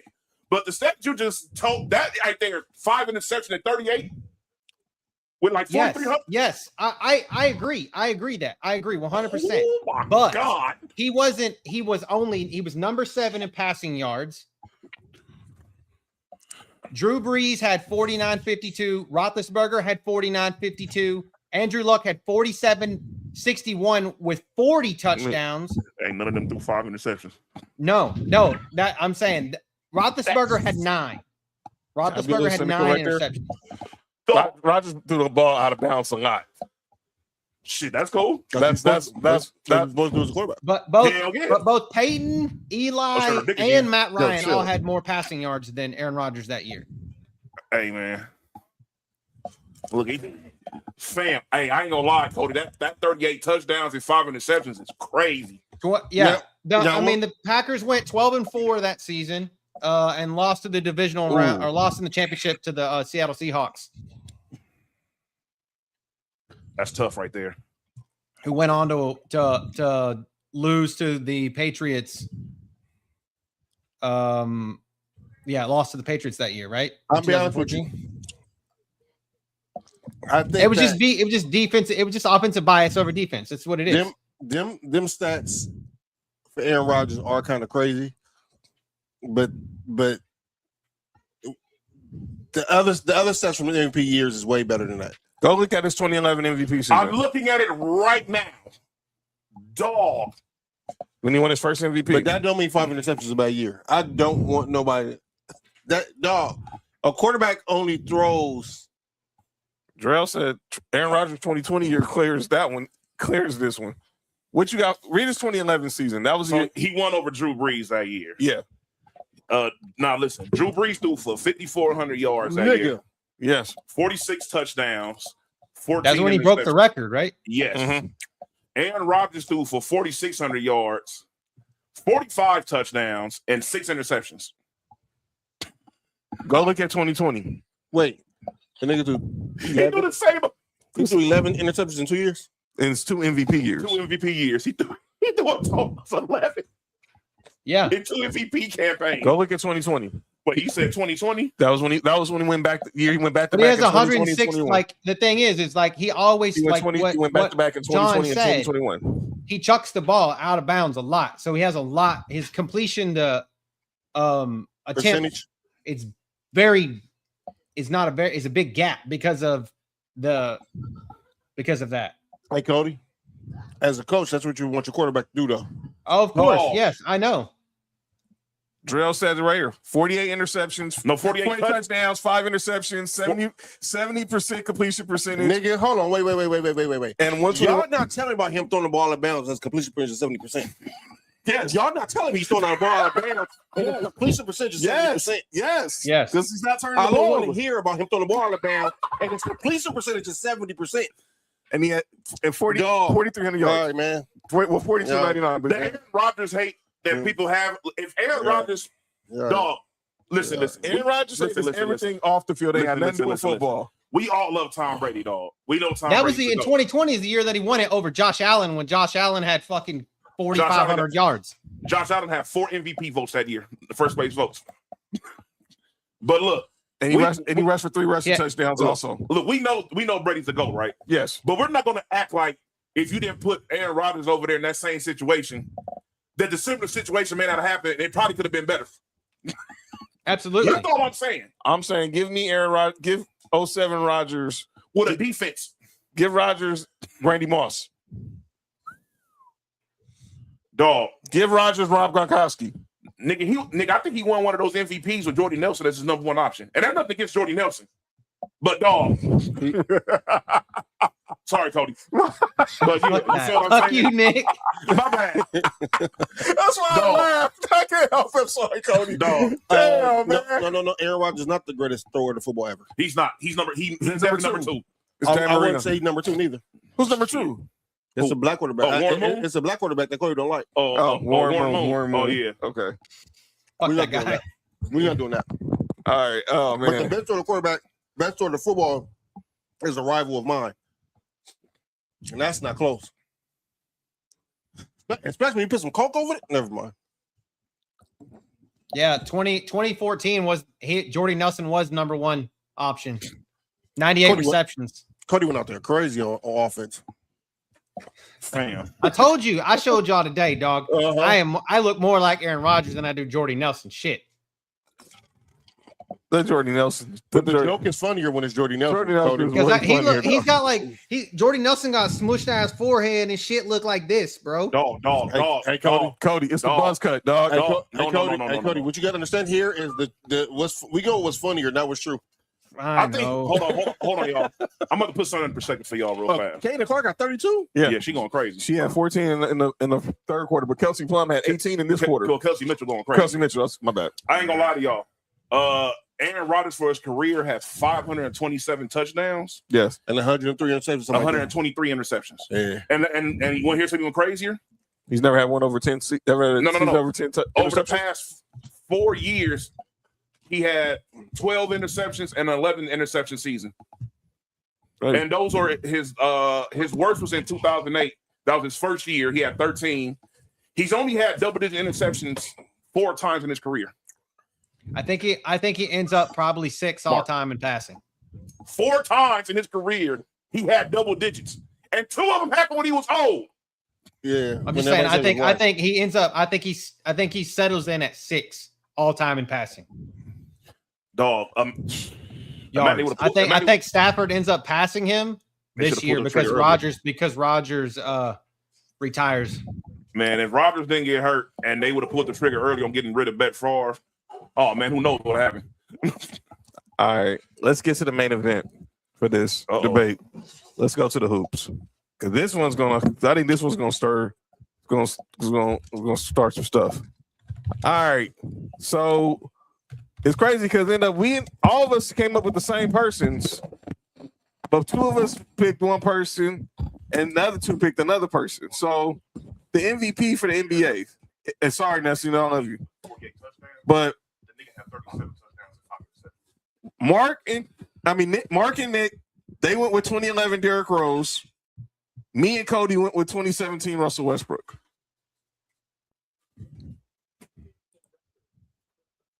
In 2018, this nigga had 25 touchdowns and 2 interceptions. Was he hurt? Was he hurt? For the season, John. Was that year? Did he get hurt that year? Played, so we're doing this. We're doing NBA right now, right? Yeah. NBA. He played. He played 16 games that year. I think they was terrible. They was 6-9-1. Okay. But they went 13-3 the next 3 years in a row. That had to be McCarthy's last year then. Yeah, for sure. What year was that again? 6-9-1. That was 2018. Yeah, that was McCarthy's last year because that was McCarthy's last year. Then the next year they hired LaFleur. It was 2010, 2011. What? Yeah. Yeah. So 2010, 2011. All right. So me and Cody had Russ. Let me go with me first. I personally nothing against what Russ did that year after being the first player since Oscar Robertson to average a triple-double. But I personally felt that year James Harden had a better year. I know Russ led the league in scoring with 31. He had the rebounds and 10 assists. He had recorded 42 triple-doubles, which broke Oscar Robertson's record. And they got 47 wins, and that was coming off, obviously, Kevin Durant bailing for Golden State.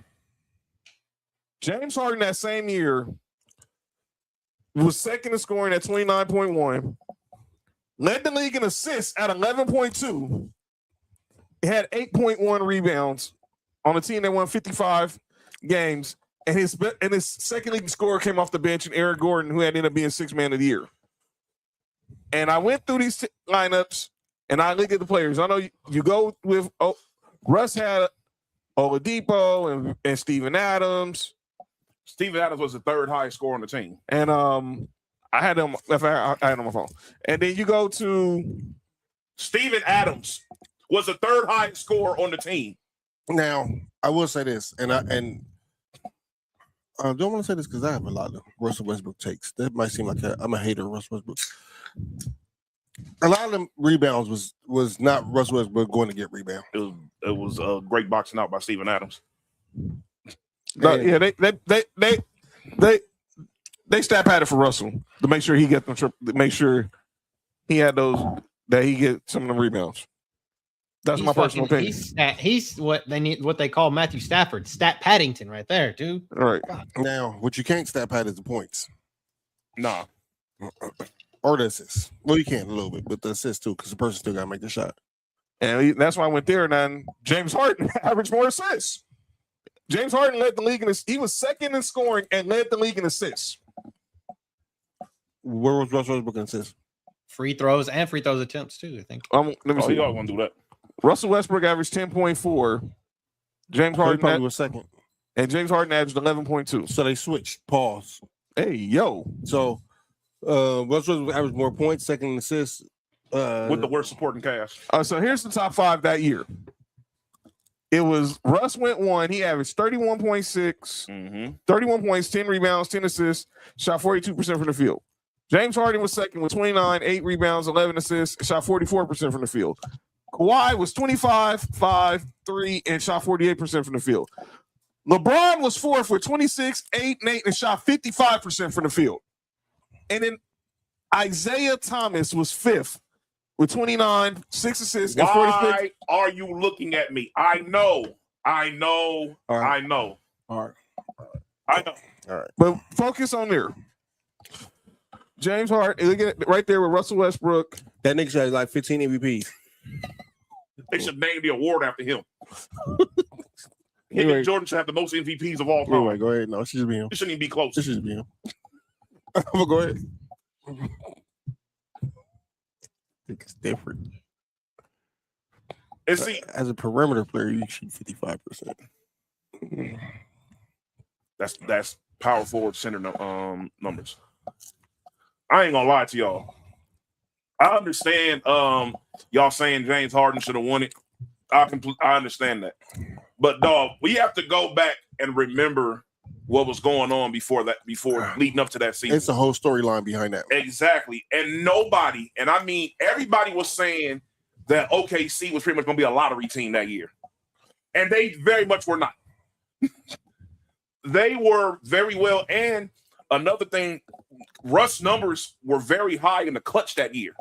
He made a lot of, I think he was like top 5 in clutch shots that year. Like he was going crazy. He had a point to prove that year. And he proved it. You feel what I'm saying? No matter whatever the point was proven, he proved it. There hadn't look just like that the Triple Crown. There hadn't been one since '67. Pretty much the same amount of time for this. It ain't been one since Oscar Robertson averaging a triple-double. You feel what I'm saying? And then Oscar Robertson came out there to the final game. He was like, yeah, MVP. And I was like, yeah, well, James Harden don't have a chance now. I mean, it was so much of the narrative was so much on his side. Yeah, I heard Will Chamberlain average a triple-double. On or off the court? Yes. Absolutely. You feel what I'm saying? By the way, this was Caitlin Clark's 9th straight game with 30 and 5. 9th career game with 30 and 5. Wait, excuse me? Oh, 9th career. I was going to say, I'm about to say, nigga, she has not been balling like that. I'm about to say, though, you said she had 9 straight games with 30 and 5? No, 9th career. Hey, Mark about to say, it was super hate going on with her. Thinking that's going on. But nah. Look, it's everything. Like I said, it hadn't happened in a long time. Their numbers aren't that far apart. Yes, James Harden had the more team success, but he had a better team. At the end of the day, look, like you just said, he had a 6th man of the year on his team. Yeah, but the rest of that team was flat doo-doo. It was ass cheeks. The rest of that team was flat doo-doo. Mark, you remember when the Rockets? Dog, you think like OKC was that much better? They were what? They were pretty much the same roster. No, they weren't. Yes, they were. was worse. Who was on the Rockets that year? Pat Bev was on that team. Bev. Ariza was on that team. Ryan Anderson's white ass was on that team. Corey Brewer's was on that team. Clint Capella was on that team. It was Montrezl Harrell, like before he was somebody. Nene was on that team. Washed. That team was trash. Look, yeah, those teams both teams seems kind of parable with each other. Yeah, those teams was trash. Lou Williams' old ass was on that team. Now, let me be fair. They got Lou Williams at the trade deadline because he was on the Lakers to start the season. They traded Lou Williams. Lou Williams got traded to Houston for Corey Brewer and somebody else at the time. Hey, do y'all remember this guy named Josh Eustace. No, who's that? Who the fuck is that? That nigga's like a criminal defender. He was OKC's 5th highest scorer that year. And he was gone out the league in 3 years. Wait, he was a lawyer and played NBA? He was 5th on the team in scoring while averaging 7 points. No, I can give you the. Hold on, we can settle this. I'm looking at look.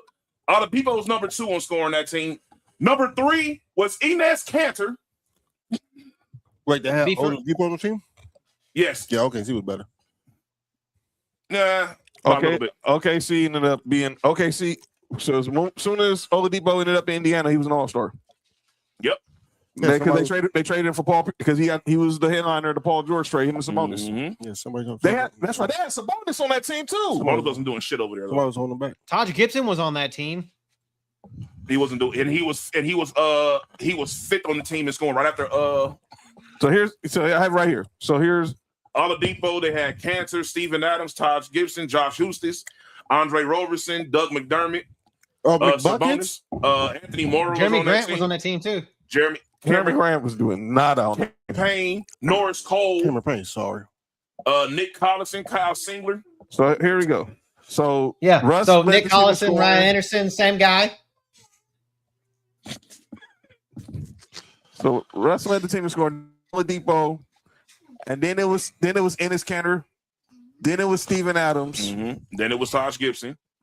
No, it was Andre Roberson. Andre Roberson averaged points that year. Yeah. Taj Gibson averaged 9. Yeah. Where's Taj Gibson? Right there, right under. And then it's Josh Eustace, who averaged 7. Who the hell is Enes Freedom? That's Enes Kanter. That's Enes Kanter. That's Enes Kanter. That's not a line. All right, go ahead. Hey man, all I know is this. Okay. In fairness, Taj Gibson was a buyout candidate because he only played 23 games with OKC. So you taking him out the equation? So that makes the team even worse. Yeah, but if you just go by roster, OKC had the better roster. Andre Roberson. Nobody on Houston was better than Victor Oladipo. Eric Gordon. What Eric Gordon was that? That wasn't the same. That's not the same Eric Gordon, was it? I don't know, but he won 6th man of the year. Can also be fair. It was prime. That was also a D'Antoni coach team, so the offense was going to. Oh, Houston, they will get a lot of shots. They gonna shoot a lot. Mm-hmm. So I think what killed Harden that year, and I'm just a plum. And my thing is there's no stat bias. It's just pure bias. I don't like Russell Westbrook, and I've never liked him. I didn't like him when he came here. So like literally just did it for me. So it's just straight a hater. But I think that the turnovers what killed Harden. He had way more turnovers than Russ. So Russ was more efficient. That sounds crazy. 60. He had like 30 more turnovers than Russ. That's what killed him. Russ's usage rate was higher than Harden's, though. And he had less turnovers. I let the basketball players talk. So Harden was one. Then it was Eric Gordon. I'm gonna let the basketball coach talk. Honestly, looking at this, see, I don't know. It balanced itself out because Russell Westbrook led the league in scoring, right? Right. Harden was 2. Harden led the league in assists. Westbrook was 2. When you start going by, so at that point, it started going down to the role players. No, I mean the free throw, like Harden led the league in free throws and free throw attempts, and that's what he does. Well, I also think that drawing fouls is a skill. It is. I agree. So don't get me started with that crap. So I agree. I really believe that, and I also think that, like you said, the turnovers played a major part in it. Anybody who you said he had 30 more turnovers. Yeah, 464 for Harden and 438 for Russ. 30 more turnovers than Russell Westbrook is out of pocket. And 25 personal fouls more as well. I don't care about the personal fouls. Yeah, the foul. I don't care nothing about that. But it's like he has that many more turnovers and Russ had the higher usage rate. That's the crazy part. Yeah. All right, guys. Explain to me why you guys have Derrick Rose as the most. I know why. But explain for our audience why Derrick Rose in 2011 was an overrated MVP. Nick, you want to go first? Sure, why not? So, and someone might catch a straight during this argument as well. Oh yeah, there's no doubt about it. Here's the thing, y'all. There was a lot of BS that was involved in this MVP voting. Of course it was. Now it's a lot of politics. And y'all it was this whole. If y'all ever believe, and y'all wear shoes, that there's no politics involved in these voting, that year in particular is a prime example. It's a run about 4 or 5 years for sure. But that year in particular is a prime example. Now, because the first thing they bring up is, they had the better record that year. Okay, cool. They did. So, like, you feel what I'm saying? That's okay. They had the better year. If you're going based off of he won MVP because he had a better year, then that's bullshit too. Because there's been plenty of MVPs that had won that had. Never mind. Who had a better year that year? That year with Derrick Rose? Go ahead. No, go ahead. I'm not even interrupting you, Nick. My bad. Yeah. So let's go ahead and do a quick breakdown of what happened that year. Because I think we about to say the same thing. Mm-hmm. But while Nick looking everything up, I can tell you right now. So remember how y'all was talking about Russell Westbrook led the league in scoring? Mm-hmm. You know who led the league in scoring that year? Who that? Kevin Durant. Right? Mm-hmm. You know who was second? Who was that? LeBron James. Yeah. You know who was 1, 2, 3, 4, 5, 7th? Derrick Rose. Derrick Rose. Mm-mm. And now, mind you, I'm gonna be fair. I'm not even just do the pit like that. It's about a point in 1.7 point difference. So LeBron averaged 26.7. Derrick Rose averaged 25. Yep. Right. Mm-hmm. We gonna be fair about this, right? That basically played like 2 more points per game. No, he didn't create 2 more points per game. Oh yeah, because he still averaged 7 assists, even though Derrick Rose averaged 7.7. That's basically the same thing. Mm-hmm. He averaged 7, 1 averaged 8. Pretty much the same thing. And at that time, do y'all remember prime LeBron as a defender? Mm-hmm. Mm-hmm. Now I know and Tony Allen's gonna be on calling out names, but I know we heard what Tony Allen just said, right? We all know where he's speaking from. Do y'all remember LeBron prime defender? Yeah, he could swipe. He was good at swiping the ball. He was good at swiping the ball. He had catches. So he was guarding 1 through 5. No. Do y'all remember him shutting down Tim Duncan? Yes. Yeah. Paul Gasol? Yes. No, them aren't guards and small forwards. Dog. Matter of fact, that same year MVP happened in the playoffs in the fourth quarters. Where Derrick Rose was at? Why is that? Being guarded by LeBron. And what did he do? And you know what's even crazier? Get the fuck out of here. Come on, man. Hey, look, you know what's even crazier? Derrick Rose was one of the better fourth quarter players that year in particular. I know. And wasn't in the playoffs. And look, no, it just wasn't. They won against LeBron. They won against LeBron. LeBron said, all right, Wade, sit your old ass down. I got this. And guess what happened? Nothing. Zilch. Offense shut down immediately. It's like, come on, man. Like, and here's the thing. And look, if you start breaking down, look, even this, the field goal percentage was better for LeBron. 44 compared to 51. 3-point percentage. LeBron can't shoot. 33%. Derrick Rose 33.2. About basically the same thing. Literally the same thing. The Bulls went 62-20 that year. The Heat went 58-24. Mm-hmm. And they lost to Rose and them 3 times that year. All right, cool, no problem. You know what it really came down to? Voters fatigue, and nobody liked LeBron that year. You know what else it came down to? Hate. There's somebody that had a certain amount of MVPs, and we couldn't let them pass them. Let me tell you something else. LeBron had won 2 MVPs back to back, and went up over there. He was the most hated player in the world at that time. They didn't want to give LeBron credit for shit. And guess what happened? All I had to do was have anybody do anything that was good that year, no matter who it was, they was going to win MVP that year. If it wouldn't have been Derrick Rose, it would have been somebody else. Well, I don't know. Let me see who was number 3 that year. Well, number 2 in the voting was Dwight Howard. I can tell you that. Hit the music. Pause. I can tell you now. Number 2 in voting MVP was Dwight Howard. Pause. Now I'm gonna say this: for all the people who are saying who think for some reason Dwight Howard is overrated, for the longest in the league, there were only like maybe 2 or 3 players better than him. And 2 of the names was Kobe Bryant and LeBron James. Mm-hmm. And the third person might have been Kevin Durant. And there's a point, and there's a certain point where it wasn't even Kevin Durant. It was Dwight Howard at number 3. We need to give Dwight Howard give him his flowers. He's one of the best centers of all time. Y'all need to get over it. Go ahead and continue. So yes, that's where I got with that. Derrick Rose won off of pure voter fatigue and politics. Because guess what happened the very next year? LeBron fucking won. Next 2 years. He could have won, dog. He would have won 5 in a row. Y'all know who averaged the most field goals made per game that year? Who? LeBron. Has anybody ever won 5 MVPs in a row? I don't know. I doubt it. I doubt it. And guess who averaged more shot attempts that year? Derrick Rose. Mm-hmm. It's always like that. LeBron never leads the league in shots in field goal attempts. Never. And he's always top 3 in scoring throughout that time. How is that possible? Because he ain't got no bag. Huh.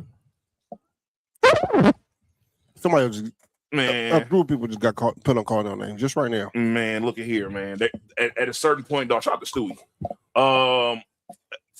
4 blocks and 3. 4 steals, 3 blocks. Crazy. Yeah. Hey, shout out to the Liberty winning, so the Sparks can keep losing. They can get Juju. You heard? But yeah, man, that's Dwight is overrated. Let me why? Let me call Cap on that. I know Juju. I got a good feeling I know what's gonna happen with Juju. She gonna be in one of them new teams? Houston. She's going to Houston. What's the best way to get the Comets back to relevancy? Did you know that they are like they're the 4th most valuable franchise in WNBA though? Yes. Yeah. And they're the worst team. Well, the Suns are the worst team. But they're going to be the Comets next year. They're going to make sure the ping pong balls will be loaded either in LA or Houston. They don't even like balls.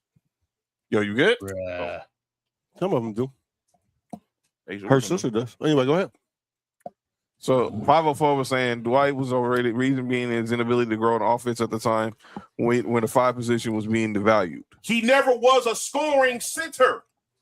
That's what y'all. Here's the thing, dog. He was a defensive center that can still average 18 points per game, dog. Dog, that's like if Jokic all of a sudden turned to the defensive player of the year. Yes. You feel what I'm saying? It's like, man, he's not a defender. He's not a defender. But if he all of a sudden just shutting everything down, it's gonna be crazy. And that's what Dwight Howard did. Yeah. Dwight Howard was the best rebounder in the league. He was the best defender in the league. And it wasn't close. And it wasn't close at all. I don't give a damn who was in the league during that time. It wasn't close. And he still was able to give you between 18 and 22 as his average. Was Marcus Hall in the league? Yes. It wasn't better defender than Marcus Hall. Yes, he was. I'm being sarcastic. I know. And the nigga who brought that up was being biased because that was his teammate. At that time, there's no way. There was only 3 centers, I think, at that time that was averaging 20 points in a game. Dwight Howard, him, Brook Lopez, and Andrew Bynum. And I remember people trying to say Andrew Bynum was better than Dwight Howard. I remember hearing that. Oh no, and it was only a certain group of fans. You're leaving out Amari Stoudemire at that point too, because he was the center at that point. I wouldn't consider Stoudemire a 5 though. He doesn't matter in this conversation. But you're right, Cody. And congratulations to him going in the Hall of Fame in a couple weeks. I'm just saying, like talking about a center that averaged 20 points a game. So I mean, you want to talk about one of the worst owners? Uh-oh. Don't go there, Mark. We're not doing that. We're not doing that. We're not doing that. Nope. Nope. We're not doing that. We're not doing that. We're not doing that. But yeah, dog. I ain't gonna lie to you. And this is for real. There was never, ever, no. I'm old enough to remember this. Go back to that.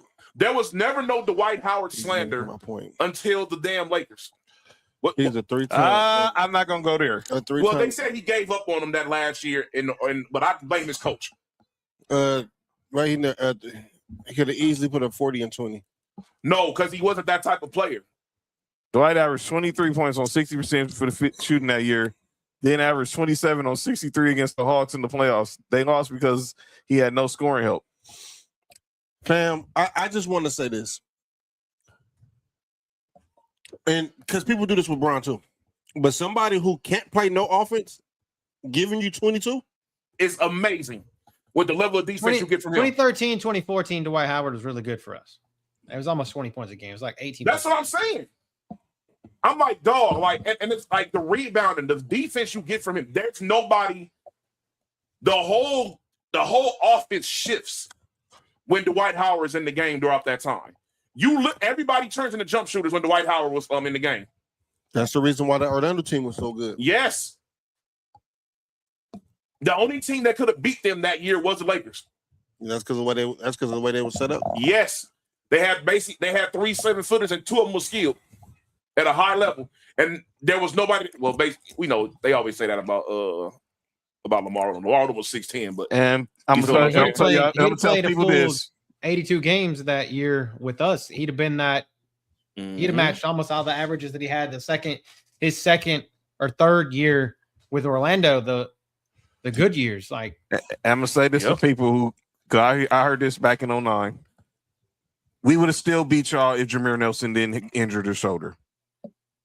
Jameer Nelson was. I don't think it wasn't because of Jameer Nelson. It would have been a big ass difference on him playing though. But we still would have won. The reason why y'all won was because of y'all front court. It wasn't because of the back court. No disrespect to Kobe, but it was the front court. Yes. And y'all had the length. But people would come out and say, if we had a healthy Jameer, we would have beaten. No, they wouldn't. Because Skip was still balling when they got Skip at the trade deadline. He was still balling. Yeah, but it was happy birthday, by the way, the Ray Frostman. You know what I'm saying? You know what I'm saying? Yeah, it wasn't like how it was when Jameer Nelson had the helms though. It was just different. You feel what I'm saying? Like it was still like the scoring output, but it was like the way Jameer Nelson's like his IQ was just different. And it worked well with what they had up over there. Well, also Rashad Lewis, like he went to sleep in 3-pointers, like in the playoffs. Like he was averaged like 3. He couldn't make them because of Lamar Odom. Hakeem. That's what I'm saying. It was like he was averaging like 3. He did actually work with Hakeem. 3 a game, and Dwight worked with Hakeem, and that didn't lead to Kobe and Dwight's epic fail in LA. Injuries led to Kobe and Dwight's epic fail in LA. That year, Dwight averaged 18 and 13. Yes, he still led the league in rebounding. He shouldn't have played that year at all. But he's soft. They told him to not play that year, and he played. Hey man. Yeah. Hey man. Yeah, the facts are facts, man. Yeah, man. You feel what I'm saying? That it didn't work out. Turk and Lou was killing that series. Yeah, he just forgot he was going up against Kobe Bryant. You know what I'm saying? It was the front court. Here's the thing, John. Y'all had and that wasn't even a healthy Andrew Bynum. No. But it was healthy enough. That's why y'all needed it. Was he in Lamborghinis at that point? Yes. Yeah, it was crazy. The thing is, all y'all needed, because y'all had the perfect team to combat the 3-point shooting as well, because y'all had a lot of length on your team. Yes, we did. It was able to combat all that 3-point shooting. Kobe, Trev, Shannon Brown. You feel what I'm Lamar. saying? Oh, that's the team that everybody said wasn't that good. You know they won. How the team not no. How's the team roster not that good and you go to championship 3 years in a row? Come on, man. Oh, you know why?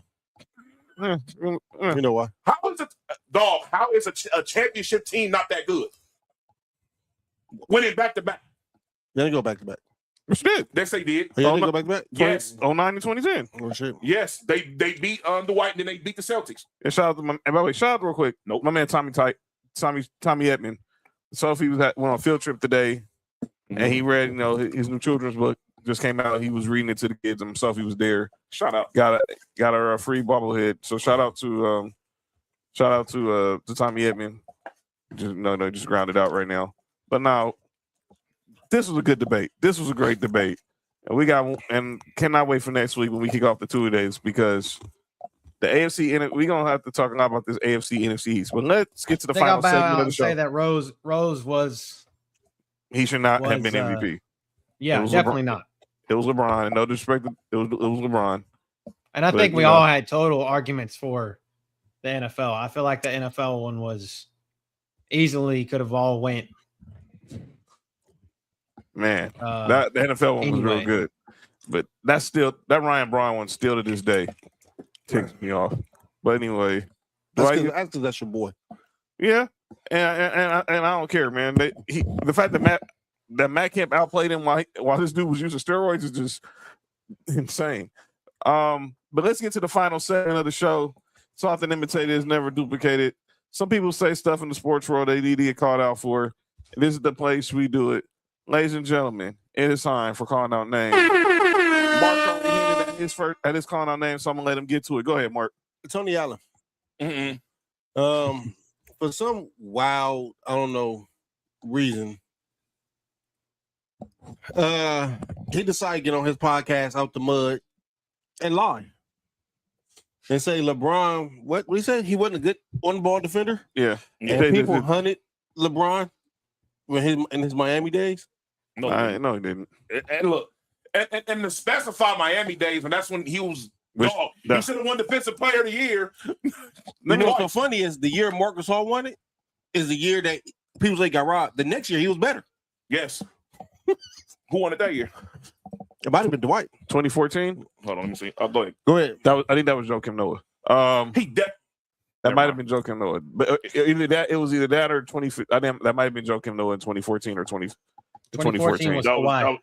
It was Kawhi. 2014 was Joakim Noah. 2014 was Kawhi. Was 2015. Yeah. The back end of the year, yes. Okay, correct. So 2013, 2014 was Joakim Noah, and that year Joakim Noah was All NBA first team, which is insane. He averaged 1.5 blocks and 1.24 steals that year. Yeah. And that was when centers had to be All NBA. He made All NBA first team. He was 11.3 rebounds. He was 6th in NBA in rebounds that year. Imagine being All NBA only averaging 11 points. He anchored a defense that allowed a league low 91.8 points per game.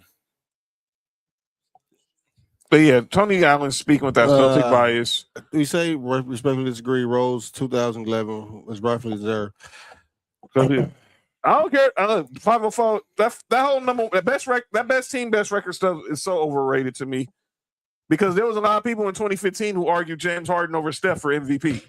Mm-hmm. If you go look at the numbers, and Steph won. Steph won unanimous. That was the second year he won unanimous. The first year it was neck and neck with him and James Harden. Mm-hmm. Go look at James Harden's numbers in 2015. It's pretty close, but I still would have gave the edge to Steph. And who won it that year? Steph won it. That was his first MVP. Mm-hmm. Then who had the best record? The Warriors did. Okay, well, that goes on part with what he said, though. But if you had the best record, you get MVP. I totally disagree with that, but I get it. I understand how people say it. It's not necessary. Come on, Task. Oh, that's stupid. Rose Arena. Nick, you got anybody? Well, for calling out names, yeah. Actually, I think I'm cool. All right. We already discussed the idiot, and then we ain't gonna discuss the other idiot from Gil's Arena, so we'll just leave it alone. Well. Going off that point, me and John, as North Carolina fans, been trying to tell you Rashad McCants is an imbecile, dummy. We don't. That's one dude we don't claim. Yeah, it's one dude we don't claim. That's one person who don't have the Carolina blue background. Sorry, Cody, you got anybody you want to call out? Yeah, with NFL training camp starting, Brandon Ayuk, shut the fuck up. Please stop making Instagram posts. Please, you are making Antonio Brown's CTE look like it is a kid's disease. I think Antonio Brown said he was tripping. You know it's bad when he said, I actually do have something to call on. I'm on the opposite of that. I'm just like, Brandon, you're not gonna play in the NFL ever again. Yeah, he will. Yeah, he will. He's gonna take one. Yeah, he will. Yeah, he will. And I hope he does. But doing dumb shit like this, it does not. It's not a good look. No, give me off the Niners. I actually have somebody calling out names. Actually, a whole group. The 2013-2014 NBA award voters. So that was a year Kevin won MVP that year, right? Yep. Shout out to KD and he went great crazy. speech. Great speech. LeBron was number 2 that year. Okay. Blake Griffin was number 3. Okay. This is where I have to call out names. Uh-oh. Number 4. I'll give everybody just 2 choices. Jordan. No. Number 2014? 2013, 2014. Okay. Remember that this is the year that was Heat Spurs in the finals that year. Mm-hmm. The rematch.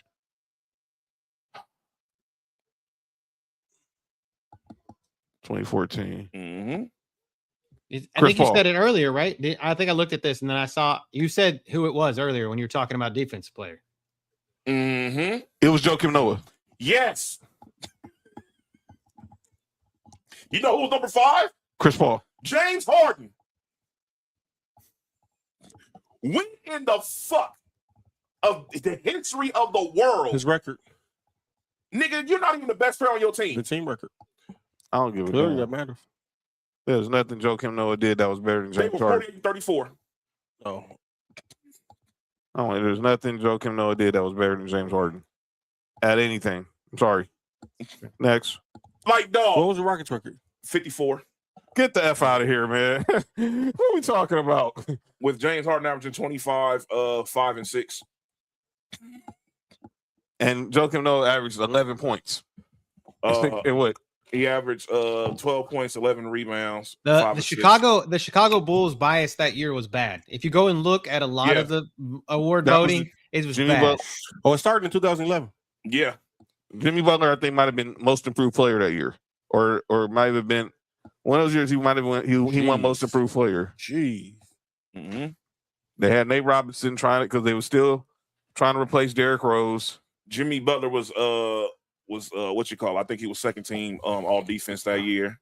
Noah was defensive player of the year for all star, first team all NBA and first team defense. He made the All-Star with 12 points. Yep. Yes. But they only had one All NBA player, and that was Noah. So yep. Well, he shouldn't have been All NBA, but that's a whole other conversation. Both Taj Gibson and DJ Augustine were in the DJ Augustine was on that team. Yep. He was nice at Texas. Yes. But they was desperate for point guard help at that time. Dog, how in the heck? All right, man. I don't know how the hell they even won that many goddamn games. All right, Noah might have given a little more respect. Because that's Joakim Noah. Dog. Jimmy Butler was that was Black Tar Boozer, right? Like when he painted his hair on his head. Yeah. Wait, Jimmy Butler only averaged 13 that year. Derrick Rose only played how many games? Was that the team that Lou Alding was finessing the money with? No, that was the Lakers. That was the Lakers. Derrick Rose only played 10 games that year. Yeah. MVP. Oh, Jimmer was on that team too, right? Jimmer Fredette. Yep. The Jimmer. Yeah, Oh my exactly god. He was. Oh my god. You want to talk about this team? This team had a bunch of people. Jimmer. Dog, this team had 1, 2, 3, 4, 5, 6, 7. They had 8 players that averaged double digits that year. Is there anyone to call out? Well, I understand Errol Spencer, I pray for him, but him calling out his camp for the Crawford fight was proof he didn't take him seriously. Yeah. I don't know why he would do that. I mean, did he not? Before we go, and I don't get to hear from Nick, I got 2 Raiders questions for him before we go. Go ahead. Because I don't think I know what's going on, man. You don't. What do you think about Vita Vea, Nick? Make the trade immediately. For back No. Make the trade immediately. He is a prototypical nose guard. We have probably the worst group of defensive tackles in the league. Yeah. And we're running a 3-4. If you didn't go after Dexter Lawrence, who is the best nose guard in the league. Yeah. Go after the second best. Yeah. He is available and wants to be on the team. Yeah. I think it's either good. I think it's a good look. California. Look, Tom Brady, you won a Super Bowl with him. Spy Tech won a Super Bowl with him. He was there when you got drafted. That's the reason why he sent the Raiders. And from what I've heard, the Raiders already sent the offer out. I think so, I hope he ends up there, man. Just for you. Yes. Word is he wants to go to 49ers. I heard the Raiders were on the list too, though. The Raiders on the list is Raiders, but he's a Oos, and they're all 49ers fans. Yeah. So hey, look, Oos is either 49er fans or Raiders fans, one of the two. Yeah. The word is, according to DraftKings, the Rams are the favorite. They always put the Rams for the favorite everything. I'm like, damn, dude. I mean, if y'all get Aaron Donald, no, if the trade for Vita Vea, they're the favorites in Vegas to trade for Vita Vea. If they put Aaron Donald and Vita Vea on the same team with Myles Garrett, if I was Vita Vea, I would say, can you cancel my contract? Just give me a couple dollars and I'll play for the Rams just so I can play Batman and Robin with fucking Aaron Donald and Myles Garrett. Dog. Imagine Aaron Donald having an enforcer. That's insane. Dog. Vita Vea is one of one in the league. There's nobody at his size that is athletic as he is. But on you the think defensive about line. this: what Sean McVay, he goes to the Rams. good. What Sean McVay's going to do with him? What Sean McVay's going to do with him at the goal line? Oh yeah. They're gonna run the ball. Go and throw him at fullback. Yeah, because And they done that with him over there with Tampa. yeah, too. Tampa. Yes. Like, imagine they put Vita Vea at fullback and Aaron Donald at running back. You good? Get the heck out of my house, Lord. Get out, man. No. And what do you think about Kirk Cousins being named camp starter? I'm okay with that because that's pretty much been whatever. That's pretty much been the plan since he got signed. That's Brady. That is definitely That's Brady. yes. Brady. If Brady wants to, he has Dog. been very consistent about his take on how he feels quarterbacks aren't being developed the way they're supposed to. Yeah. Mhm. If he really is serious, this dude don't take the field until you think he's ready. Yeah. You don't see him in preseason because he needs the reps. Yeah. But week one, yeah, he's gonna be here. And here's the thing, though. No. Just because he doesn't start doesn't mean he's not gonna play at all this year. right? Oh, for sure. Because not like that, by the time we play the Jets, we may have only like 2 wins. You feel what I'm saying? And we don't play the Jets until like then in the middle of the season. So it's because like our schedule is brutal. We're not a good enough team to have a winning record with the schedule we have. You feel what I'm saying? Yep. Like, if we win 6 or 7 games this year, I'm cool with that. 67. Either one, either 6 games, 7 games, because that right there shows him. Because you can still show great improvement in these games and not have a winning record. Yeah. You feel what I'm saying? Because sometimes that's how it goes. Sometimes in NFL, we've seen plenty of teams that aren't bad have subpar records. If that makes sense. For sure. You feel what I'm saying? For sure. That's crazy. Oh, So congratulations, Sam. that's where I'm at with Congrats, everything. Sam. Yeah, let's get look, Raiders. If y'all serious Yes, Sam. Let's go. about making a push especially with the future, you make the move for this guy. He's 30 years old. You can get about a good 4 or 5 years out of him.